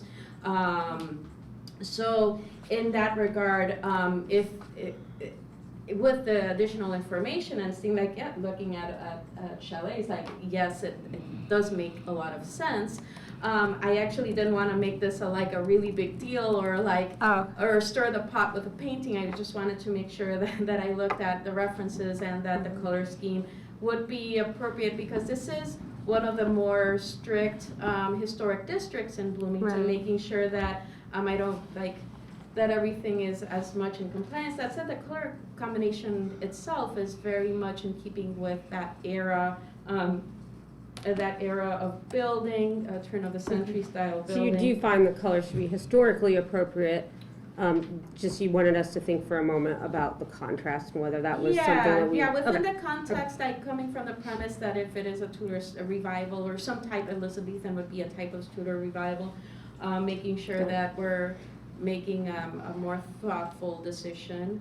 That said, as staff and as someone who works with different types of buildings here, that color combination itself, as it is now, would definitely be very pleasant to the eye. It does look very much like a it reminds me of a 19th century children's book illustration for housing, or one of the color schemes that you do see in an early 20th century. But there's different people here who've had a lot of experience with these types of buildings who might be able to give a different type of perspective. Final question for staff is, what about do you have an opinion or anything to say about the amount of different colors involved? As long as the really heavy colors are not overwhelming. There's Right. a dark purple, but it's for delicate detailing. It's I not, see. It's not supposed to be for the massive amount of it. Got it. Okay. So it's all about proportion and balancing. Okay, thank you. All right, thank you. Duncan? What's the date of this house? 06. Huh? 06. 06? May I say something? One second. Okay. Let Duncan and Rebecca read. Yeah, it has a lot of it's this interesting discussion about style, because the word style should have been taken out of the architectural practice a long time ago. All it's ever done is confuse people, and there's no such thing as a pure style of anything, as far as I can tell. This is kind of late arts and crafts is what it is, and so it's involved a lot of sort of emblematic architectural features all in one structure. Yeah. We have kind of neoclassical triple window at the top, but it's got a Gothic arch over it. So you know, there's nothing pure about it. It is timber frame, which I think is what Gloria was kind of after, because the representation of timber frame is usually that the timber is unpainted and dark, and the plaster or pebble finishes is a natural color. That's true historically, if you want to go to 1500. But the fact is, I mean, just for everybody, we hardly ever, we reluctantly regulate color, right? Just as a board, at least historically, in the last 30 years that I've been associated with it, very reluctantly. So unless somebody comes in and says, I want to paint my house black, or I want to paint it bright turquoise and pink trim, we usually just say, you know, whatever suits you, suits me, and that's my opinion about this. I like the colors you chose, and they probably wouldn't be the ones that I would choose, but I think they'll be fine, and when you move on, somebody else will paint another color, and as long as the house is still there, I'm fine with it. So that's been the general attitude that we've taken, and not worried over taste, issues of taste, which is what this is. All right, thank you. You had something else you want to say? I just wanted to point out that on the city website about this house, it says that Ralph Rogers grew up in it, and he did not. Oh, okay.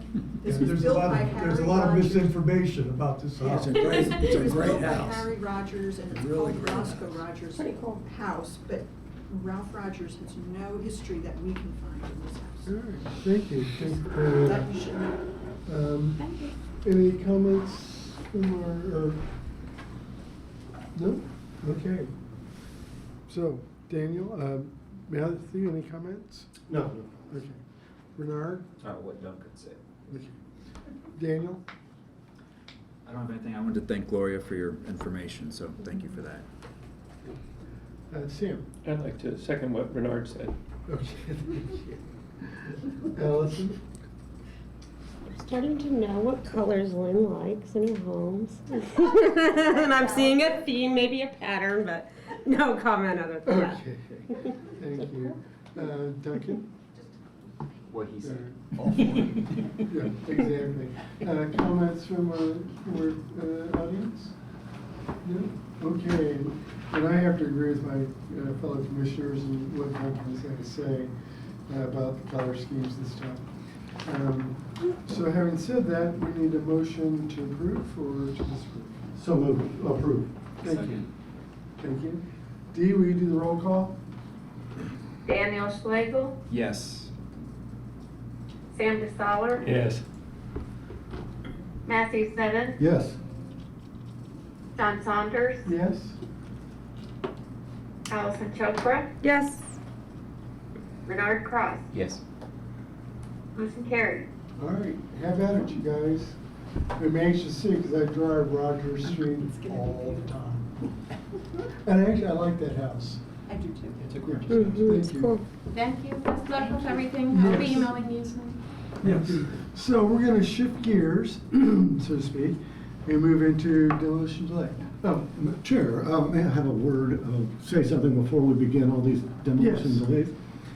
I took a good hard look at these before the meeting, and I just thought in the interest of time, that, it might be worth just considering, and I'll just say what I suspect will be on everybody's mind with every single one, which is that we all wish that they could be picked up and moved somewhere else, and reused and that sort of thing, and that they are all notably, you can identify them as old houses, more than 50 years old, that have historical characteristics to them, and that they're cute, and it's kind of too bad that they're under consideration for demolition, and we wish something else would happen. And I feel like it's important to just, maybe we can all just agree to that we feel that way about all of these, and not have to reiterate it as we hit each and every one of them, and then just consider whether we want to put them on the city register or not. And that's just my suggestion. Thank you. I got some suggestion, thank you, Matthew. Okay. Let's look at DD 2304. 219 East 19th Street. Okay, so, the motion to lay 2304 for 219 East 19th Street, is a 1940 building and a possibly an academic period tutor. The building is relatively intact and still has most of its original windows.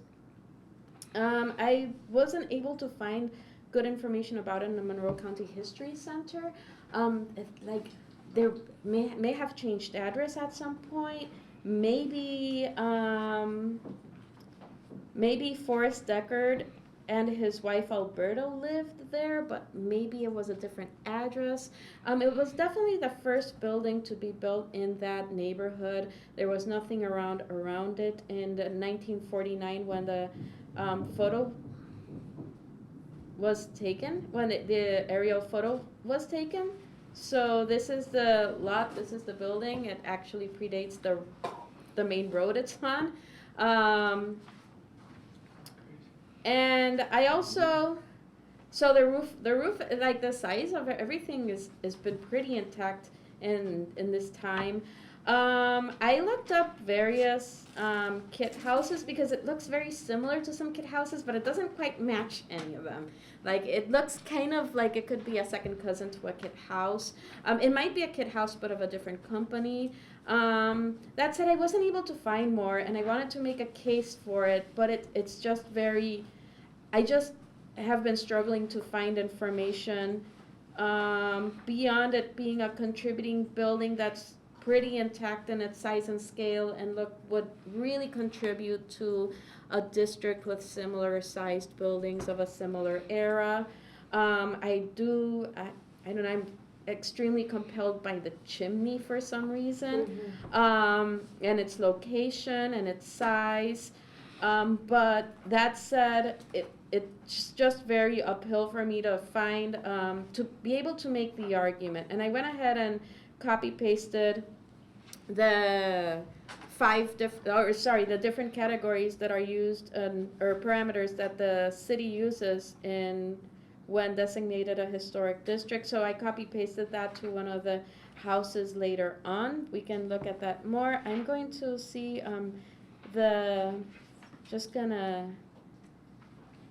allow Brian Strasser, the petitioner who is online, in case he wants to comment. So I just allow him the ability to unmute. But yeah, so just at this point, as staff, I recommend release, but hesitantly. This one had come before the HPC before and it had already been released. However, one release should never guarantee another release. All right. Ryan, do you have some additional comments or information for us? I don't really have anything additional. I just thanks for hearing this and for all the research that Gloria put forth, just to kind of make sure everything and get all the information to everyone. All right, thank you, Ryan. Daniel, any questions? No, I was hoping to hear more from some of the other commissioners Okay. on their take. All right, Matthew? I don't have any questions. Okay. Renard, any questions? Sam? No questions. Allison? Question. Question. Probably for staff. Are the materials that are on the building original, or have they been replaced? For example, the shingles and the windows and so on. So Do you know? shingles are usually been replaced multiple times. There are some, according to Shard, there are some original windows there. The siding, I'm not sure, like a study would have to be done. This is a 1940 building, so it's a little bit more recent than others. But it's still like of a particular historical, it reflects like late 1930s stylistic ideals and some of the kit houses that were, and styles that were in fashion during that era. It's very intact is something that I like about it, but informed, like the massing and the fenestration, placement, windows and doors. But I can't really attest to like the original siding or original roof. And what about its place in the neighborhood and surrounding homes? Are they historic in nature? Do they? This area is being quickly developed, and a lot of the buildings have been going through the demo delay process. I sometimes feel it's like teeth when like one is gone and then another one is gone, and so it doesn't have the same cohesiveness it once had. Yeah. Thank you. Duncan? Price of progress. I don't have any questions. But you're right. Just throwing these away left and right. What do we have, 5 here today? Yeah, I mean. Yeah, well, yes, all on Arlington Road too. It's unsustainable. It's my comment, it's my question right. comment. Any comments? Matthew? Well, I will say, I mean, appreciate all the research, and it is definitely intriguing, especially the chimney there and some similarities it shares with kit houses and where it was originally. But I don't think we have enough information or enough about it from this view to make a good case with the city council that this one should be nominated or put on the city register. So I'd be in favor of not doing that and releasing. Thank you. Bernard? Daniel? Sam? This is just a blanket comment in the spirit of what Matthew's first comment is, in that I would encourage the owner of all of these structures to, if they have not already, run them by BRI to see if there's anything salvageable. Even Habitat might be able to reuse some of the windows and doors for restore purposes. So anything you can keep out of the landfill would be greatly appreciated. The only other question I've got is, we've got one from the current petitioner, and then the subsequent ones I believe all from those two characters in the back. I don't know if we can bundle them in the interest of time. Let's do this one individually and then bundle the other 4. Right, Yes, because they're all. that's what I meant, thank you. Yeah. Cool. Excellent. Thanks, Sam. Comments? Allison? Sad to comment.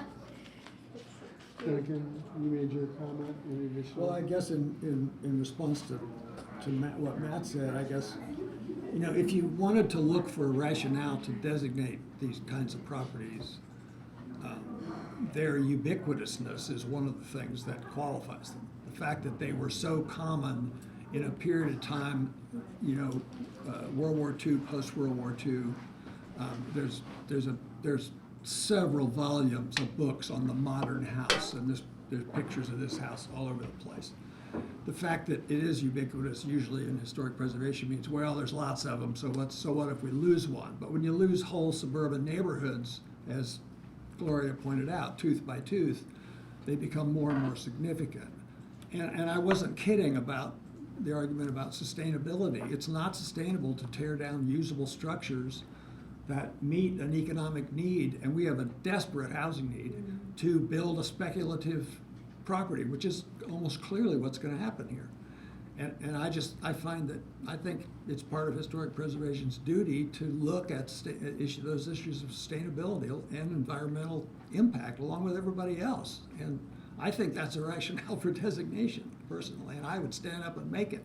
I'm not saying I'd get the votes, but we've got to stop destroying what our ancestors have built out of real material with real effort, and we can't keep throwing that value away. I don't care who the speculator is, across the board.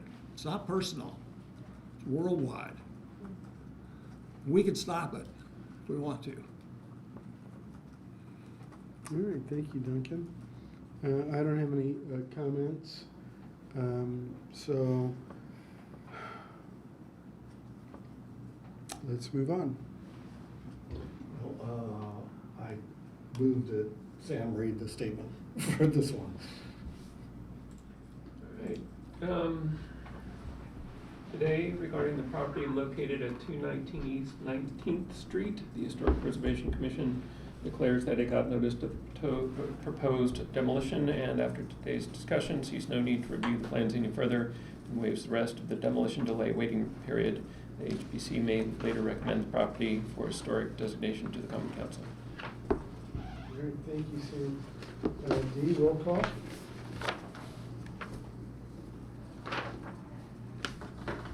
Dee? Oh, I thought you had to have a second, sorry. Second. Yes, sir. Daniel Slagle, Daniel. No. Oh. Jeez. Dee, did you get that Matt Sutton was the second?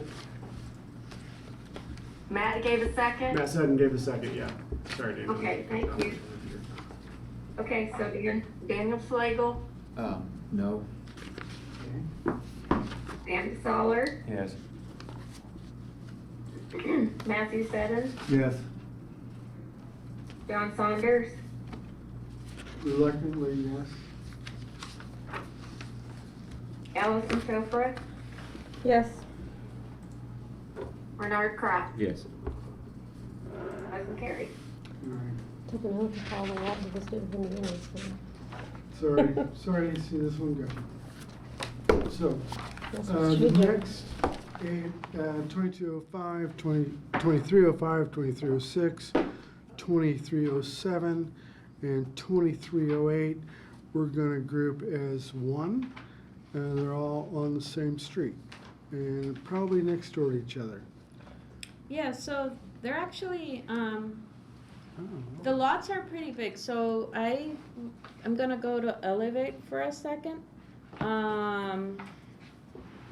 Just because we had seen sorry. Whew, thank you for your patience. 1210 North Arlington.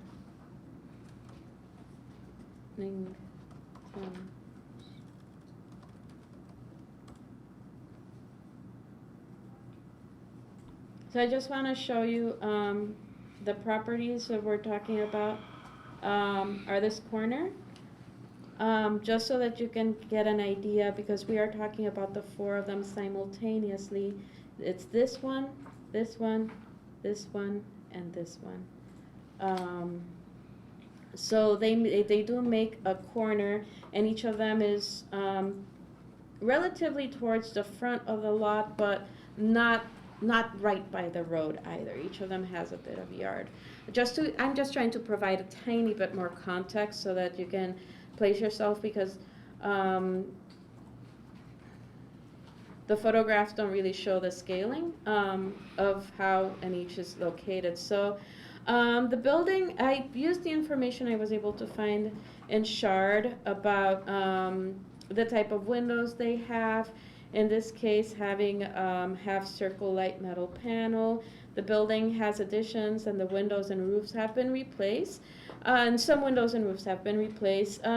Staff, so for any of the four buildings, staff was not able to find information about previous owners, who lived there, or what the buildings were used. The date that we do have is from Shard as well. For each of them, each of them is from a different sort of period in the early 20th century, and each of them represents a slightly different typology, different types of cottages, bungalows, and even a ranch style. But yeah, starting with this one, the building is severely altered, but does retain some original features, and it does retain some of the original roof proportions and scaling.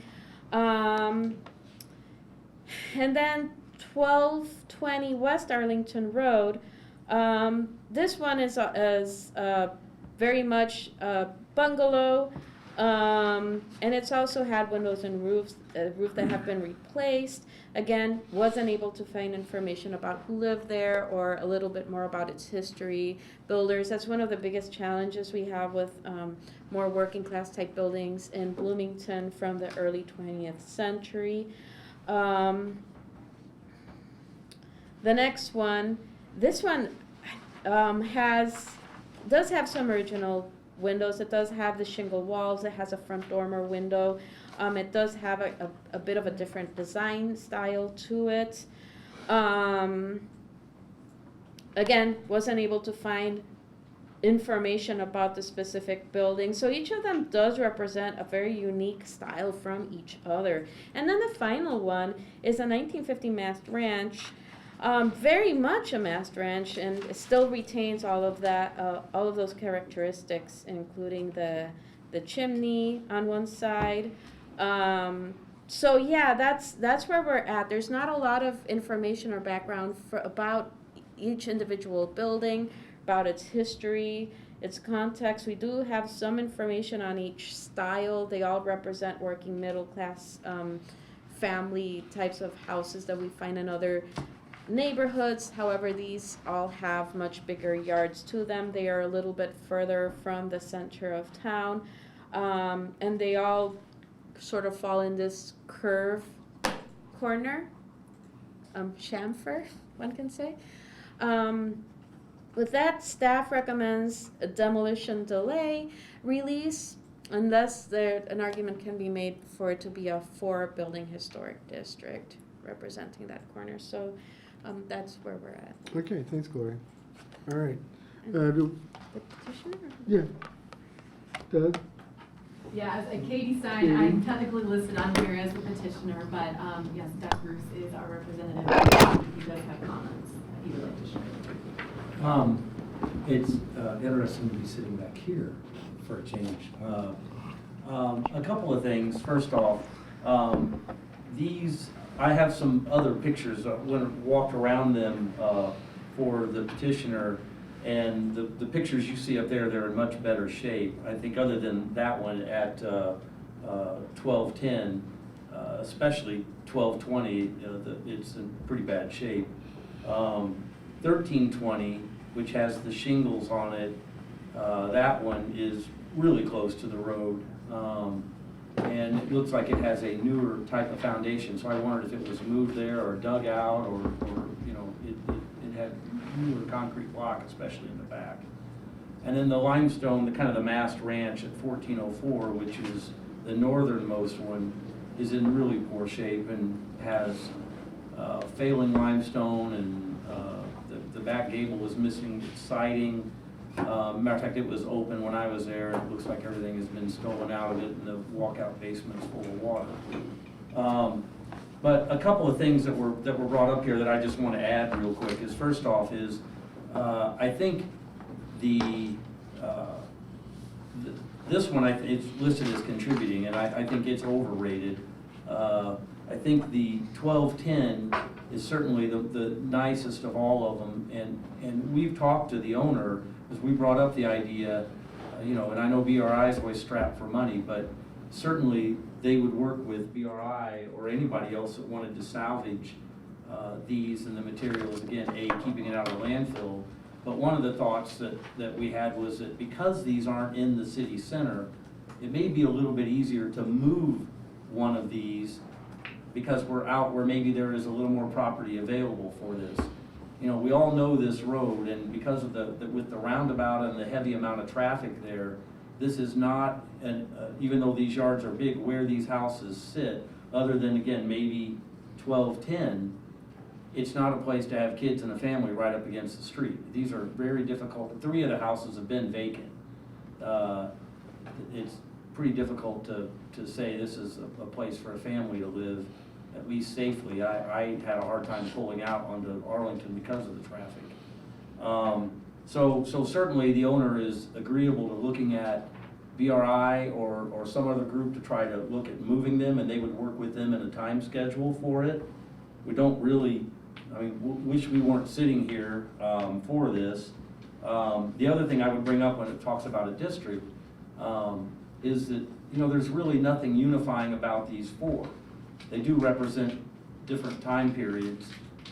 They certainly are different styles, but they're not styles that were, and again, I know Duncan talked about this earlier, of losing, and we couldn't find, and we looked as well to see if there was anything historical here.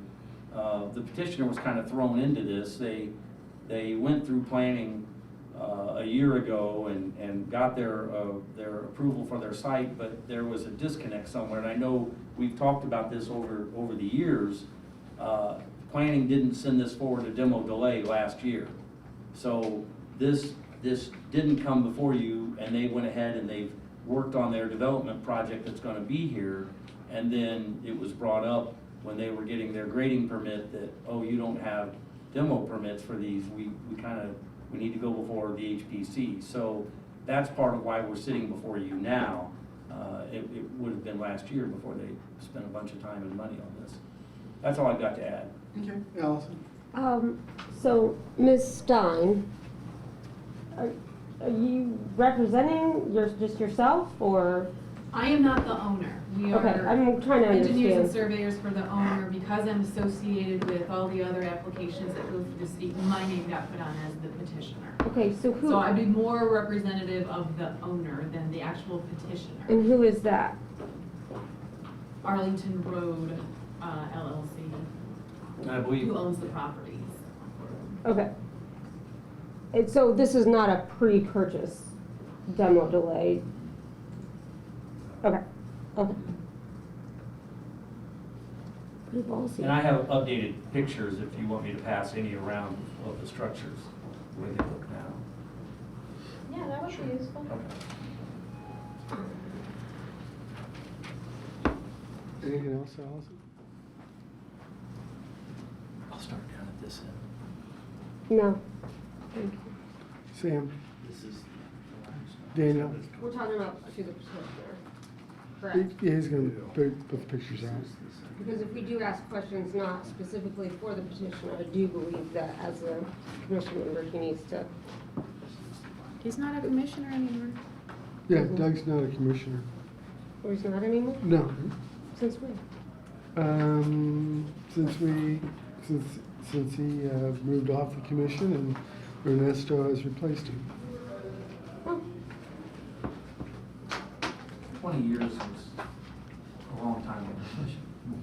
Yeah, I thought that you were still on the commission. No. I thought Ernesto was on for quite some time too, so. No, he just got appointed at the last city council meeting. And he's out of town tonight. Got it. Couldn't make it. Thank you. That's good to know. All right. Renard? I'm interested, Gloria, in a statement you have here, the buildings, no, where is it? Individual structures, the structure does not qualify for nomination. Why do you phrase it that way? Is there some other way it possibly could qualify other than individually?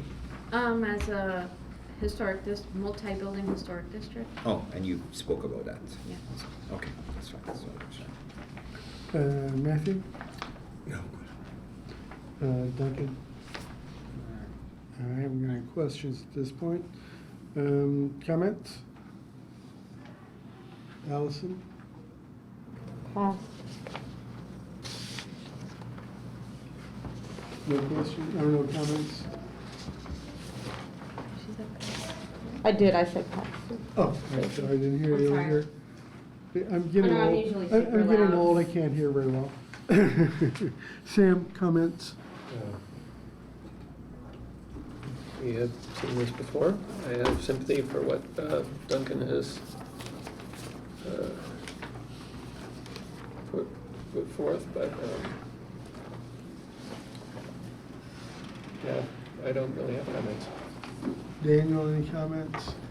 Gloria, do you mind pulling up the map again with where they're located, just so I can see that again? Yeah. So just out of curiosity, what is across the street there from, on that curve, on the left side there? This? Yeah. Attorney's office. It is, okay. I just wasn't sure. I couldn't tell if that was just a house, a bigger house, or a Offices. building. It's offices, okay. Okay. Okay, thank you, Gloria. Yeah. Renard? No. Daniel?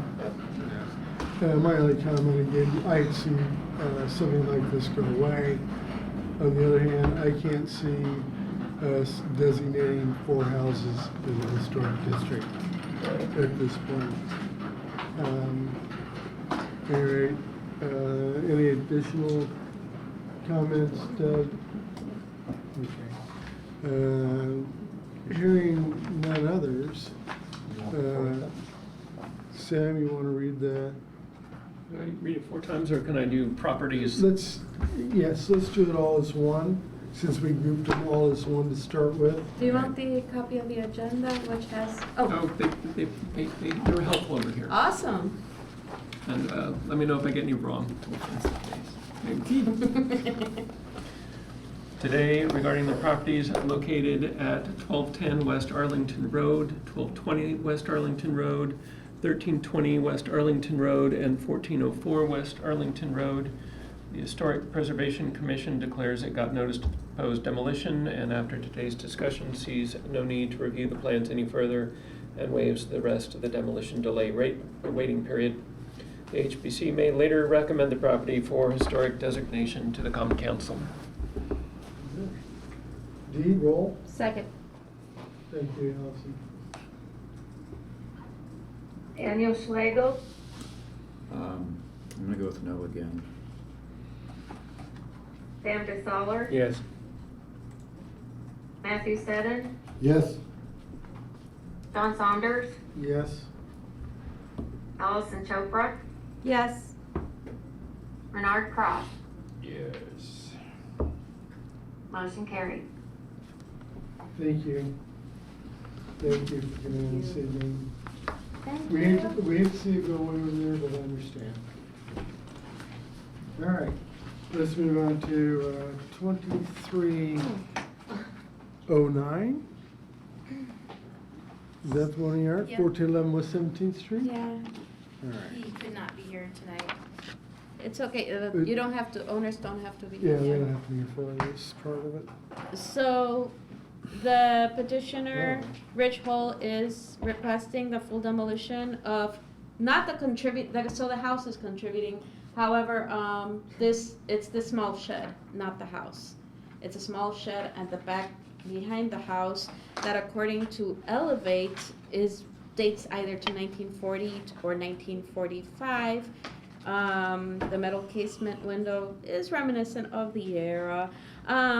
This particular shed, so it's not for the house, it's only like for this shed, not the other shed, just this one shed.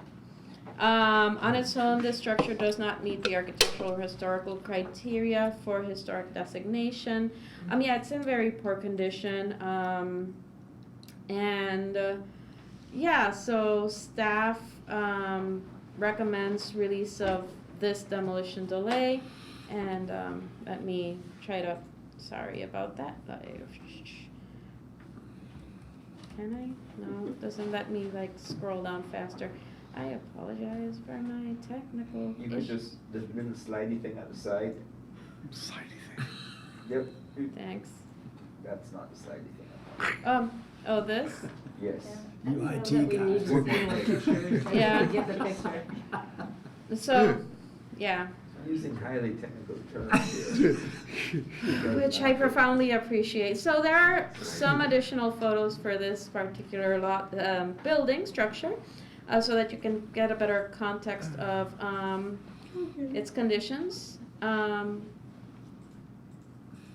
So, why did this come to the commission? Because it's on a, so this building, this structure, like, according to Elevate, both of the outbuildings were also from the 40s. And the site is contributing, the main house is contributing.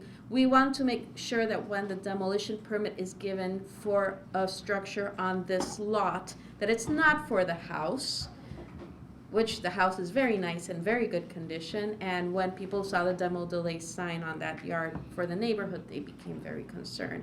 But rather that it's just for this one shed, which is also way over the 50-year historic, it's also on a contributing site. So we just want to make sure that, like, yeah, like maybe the wind, like the owner could have skipped this by saying the wind knocked it over one night.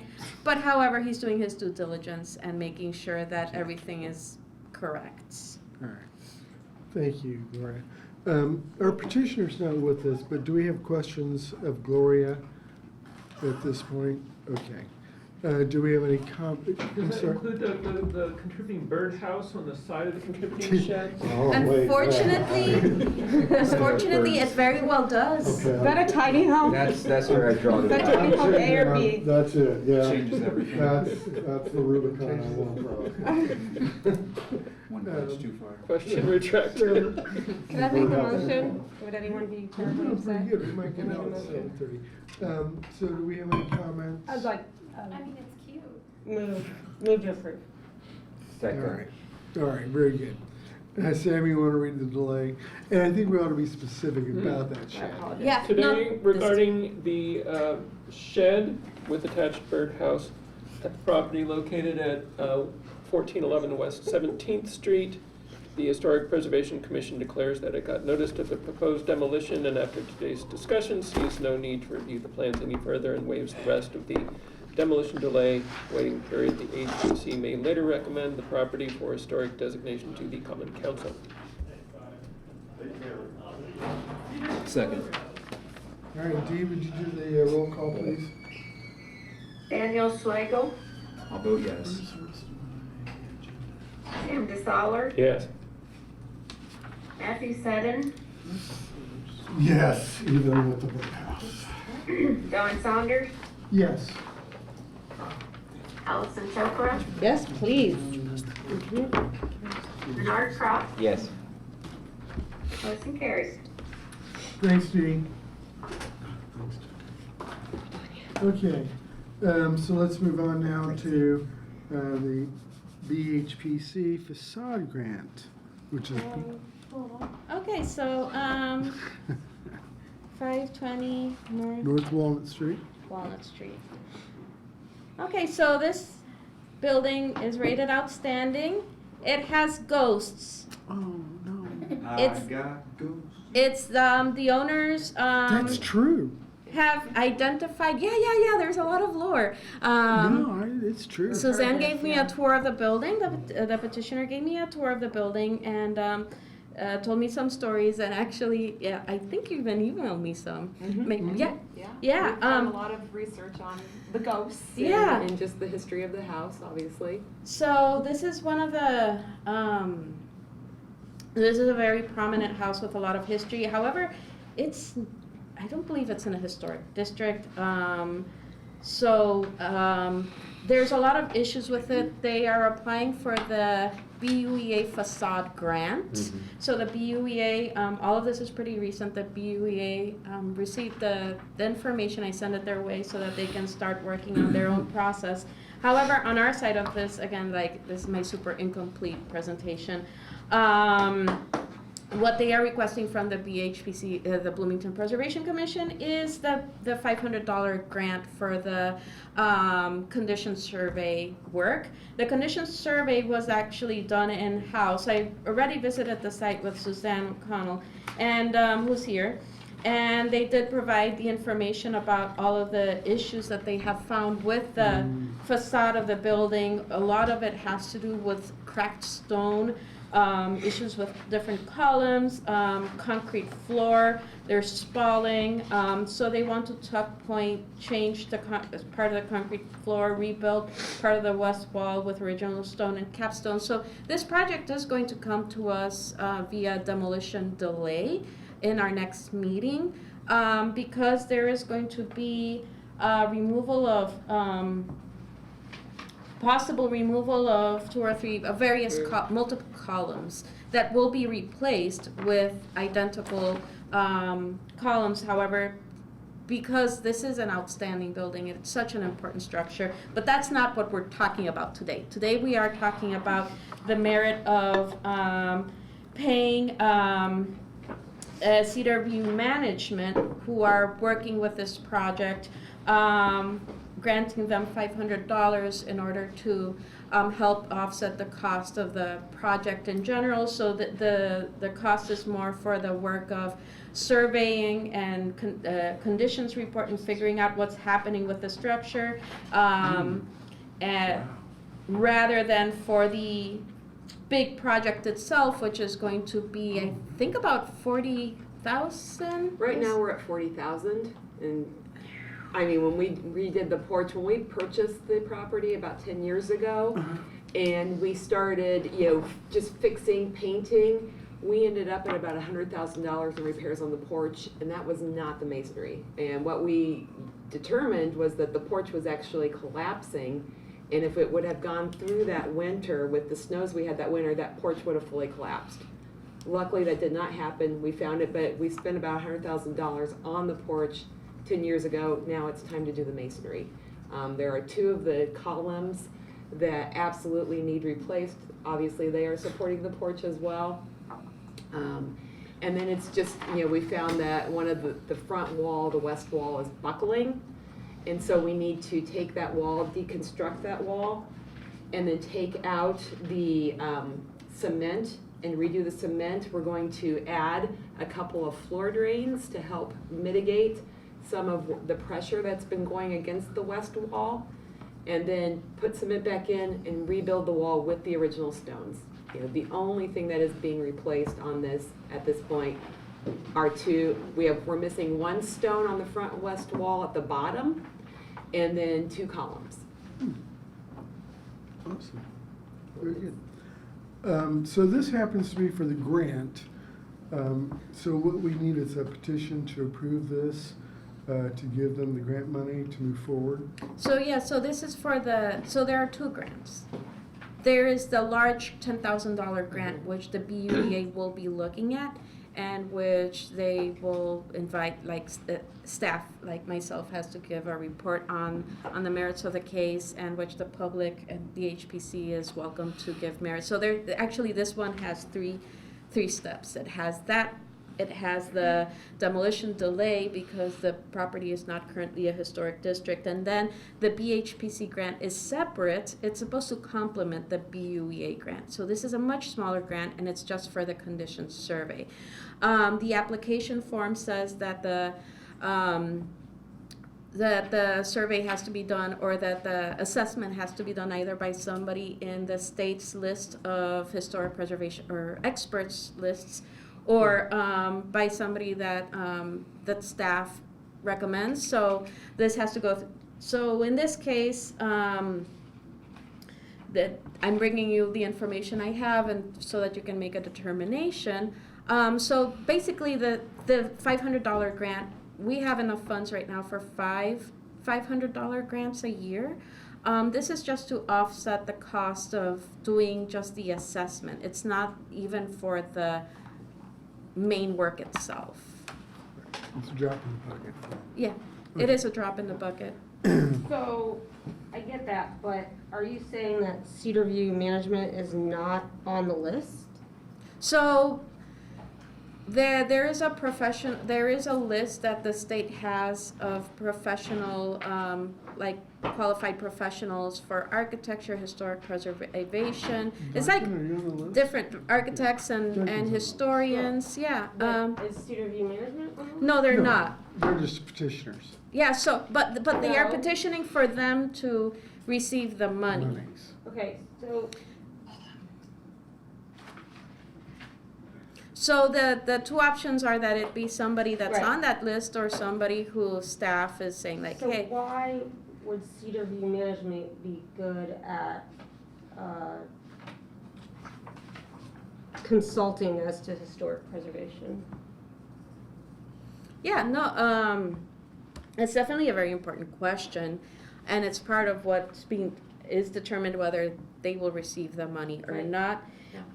In this case, after having been to the site, which is one of the requirements for the BUEA grant, and having been walked through it, listening to the different things that they are looking to do at the site, they could get a preservationist to do this work as well. The result of the recommendations may or may not be different. Cedar View Management does work with a lot of buildings, with maintaining historic buildings. So yeah, that's part of it. And, go ahead. Well, it looks like the survey's already been done. Yeah, so we already did a retroactive payment for last year for the folk with the smokestack. That said, it's up to, like, they're asking, it is up to you to determine whether it qualifies for payment or not. I recommend that it be used because it's going for a greater good, and the building does need the help.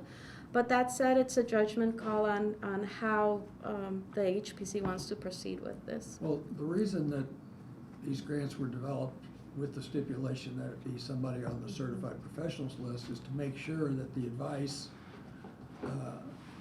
sometimes it's design advice and sometimes it's remediation advice, follows secretary standards and is that the decisions being made in that survey are being made by somebody who is trained in that kind of work.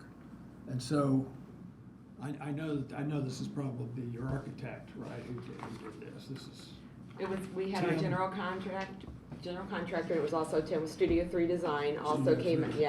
came out. And so we were working with the GC who did the original repairs back there 10 years ago. Okay. So I would say if to follow our rules, we should see if whoever that is qualified under these stipulations. And if they're not, then we should pay somebody $500 to do a qualified survey. Okay. Because that will assure that we're actually taking care of the building and not just taking care of the developer. Okay. I mean, what? no, I mean, we're taking care of the building. I That's get pretty it, obvious. I get it. You know, but you could be taking care of the building wrong, okay? Just consider it for a second. And a certified professional, a certified professional like me, who's gone through years and years of training and practiced historic preservation his whole life, Absolutely. might I mean, know we- more about what these repairs would look like We worked with you on than the a Oddfellows contractor. building. No, we worked with you on the Oddfellows building. I You know, know. and we do respect your advice. Okay. You know, I'm not saying you don't. In this case, our stipulation is that the person who makes these surveys be a certified professional. Not anyone, but a certified historic preservation professional.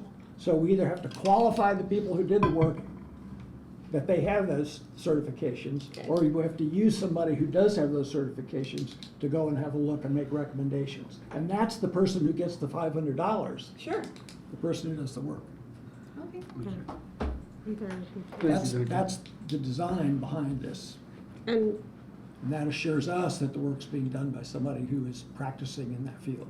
So just recommendation maybe to the petitioners to verify with the architectural firm if they do have people in staff that work with historic preservation. That would be the first And question. get their name and involved.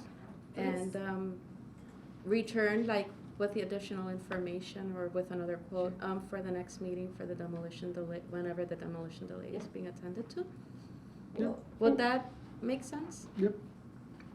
it says here that the preferred consultant or firm is Cedar View Management, not the architect or firm. Well, Yeah, that's why we're talking about. So I'm confused. well, obviously we were too. You know, we were told that Cedar View Management could apply for this. You know, and we did the work. We worked with our Studio 3 Design, the architect. Yeah. We worked with our general contractor. We've worked with our masons. We have worked with our concrete contractor. Who is the general contractor? Gillette General Contractors. Yeah, okay. And they are the ones that are consulting us. So the normal procedure is that anybody can apply for the grant, and then when the grant is given, a person is chosen to be paid to do the work. A certified professional is chosen.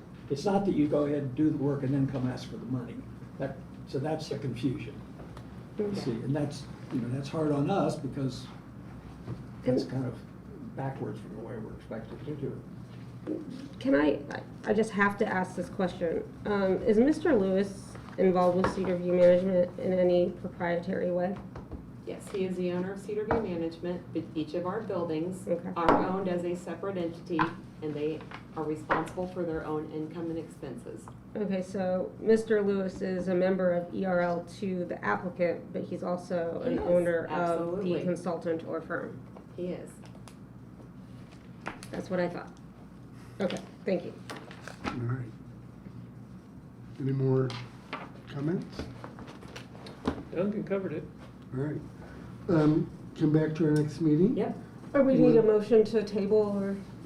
I don't think we do. Do we go right in a motion to table this, or just have her come back to our next meeting? I don't know Have a if the, timeline on it, so. yeah, it doesn't have a Yeah. timeline. So, yeah, we don't need a motion for So- this. Let's just move forward and, We'll talk next week. yeah, go right. And thank you for coming in. Thank you for your Thank you. patience, because you've been here the whole meeting. Yeah. All right, thank you very much. Okay, let's move on. We've only got a few more items. New business, invitation to consult Second Street Modernization Project, NDOT, whatever that is, designation number 22-00012. Gloria? Yeah, so with this specific case, because I originally had it on the agenda for the last meeting. However, the 30 days period to comment, to respond, This passed. was going to pass anyways, way before this meeting. I went ahead and sent a letter that yes, we are opted in. Okay. And that yes, there is an area of APE that is pretty substantial, area of potential effect. We don't have a lot of detail on the project right now. We just have this map. But there is a very substantial area of potential effect. And this is one area where we do have multiple historic districts. We have a one building historic district, and we do have a Greater Prospect Hill on the northern side. Most of the buildings on the south have already been demolished. However, there are a couple left. There's also going to be a lot of groundbreaking, and we do have a former state historic preservation officer for archaeology here. So I think that this is one where we, I'll just letting you know. Do we have the ability to send them a letter to say we'd like to be consulted on the development of the APE and the reasonable and good faith identification efforts? Yes, so let me pull up the letter that I did send them. It's gonna take me a second while I pull it up on this computer. And we can send an additional letter, like already like, hey, this is kind of the better defining the parameters. And if you want to, Matt, if you have time to meet at some point in the next few weeks, that's gonna be very, or next, week or so, that would be very, very helpful so that, We haven't seen, you haven't seen the proposed work yet? so they sent us a letter saying that they are going to, this is all I received, was this letter. That they are going to be taking an undertaking to improve Second Street, from Walker Street to Beeline Trail, to provide curb-separated bike lanes along the north side of the road, providing a critical connection between the trail west of Walker Street and the Beeline. It will also involve a construction of public right-of-way accessibility guidelines, compliant curb ramps, drainage improvements, and the replacement of 2 signals. Acquisition of 0.16 acres of permanent and 0.6 acres of temporary right-of-way is anticipated. The draft need is based on lack of bikeways between the trail west of Walker Street to the Beeline Trail in the city of Bloomington. The draft purpose is to provide a bikeway between the 2 trails, improve safety for pedestrian bike riders across between the 2 trails, and provide roadway improvements. So it's basically mainly going to be street work. However, there is federal funds very near historic buildings, and Well, if you scroll down a little bit to the map, yes. one of the immediate things I would worry about archaeologically is, so this is Seminary Square. We're going downhill. This is a good place to have trash dumped, and frequently you would dump trash in a road bed or something like that. So one thing I would want to ask them to do is either, I'd really want to see the details of what they're going to rip up, but also just monitor the project. So that could be some really interesting stuff from the very earliest phases of, Bloomington history, and it pops up in streets all the time. So just as long as we could say, Right now, we're just saying we want to be we want to be a consulting party. That's what the letter. But I don't want them to think that we're just gonna wait and comment on the report once it's in. I would like to say, I wanna have a word on what your people are gonna do in terms of identification. Well, they Because have they're to- likely to go, oh, it's in an existing street and, you know. They have to send us a detailed plan. That's what the consulting party gets. They have to do that. That's what they're saying. They're gonna do this work. They don't have the plan ready. They're asking who's gonna, if you wanna participate. Well, but I did read it said, and we'll send you the results of the archaeological work when it's done. You know, it kind of implies like, we're gonna do it and send you the report. Yeah, well, yeah. It's a little bit hard to read. I agree with you. That's the way it's supposed to be done. It's not, often it's, oh, consulting party, here's the final report. Do you like it? You know. So. And then they're like, the tribes don't like it. Yeah. You didn't talk to I them. hear you. All right. Yeah, so this is part of the letter that I sent, the findings, that we had. I just sent them the status of I sent them some maps and the different buildings. Obviously, like as an above-ground person, I do not have access to the below-ground maps, so, that's not like my purview, but, and I always send it to the folk at, SHPO, and this is doing the thing that it does where it doesn't show me the, oh, there we go, okay.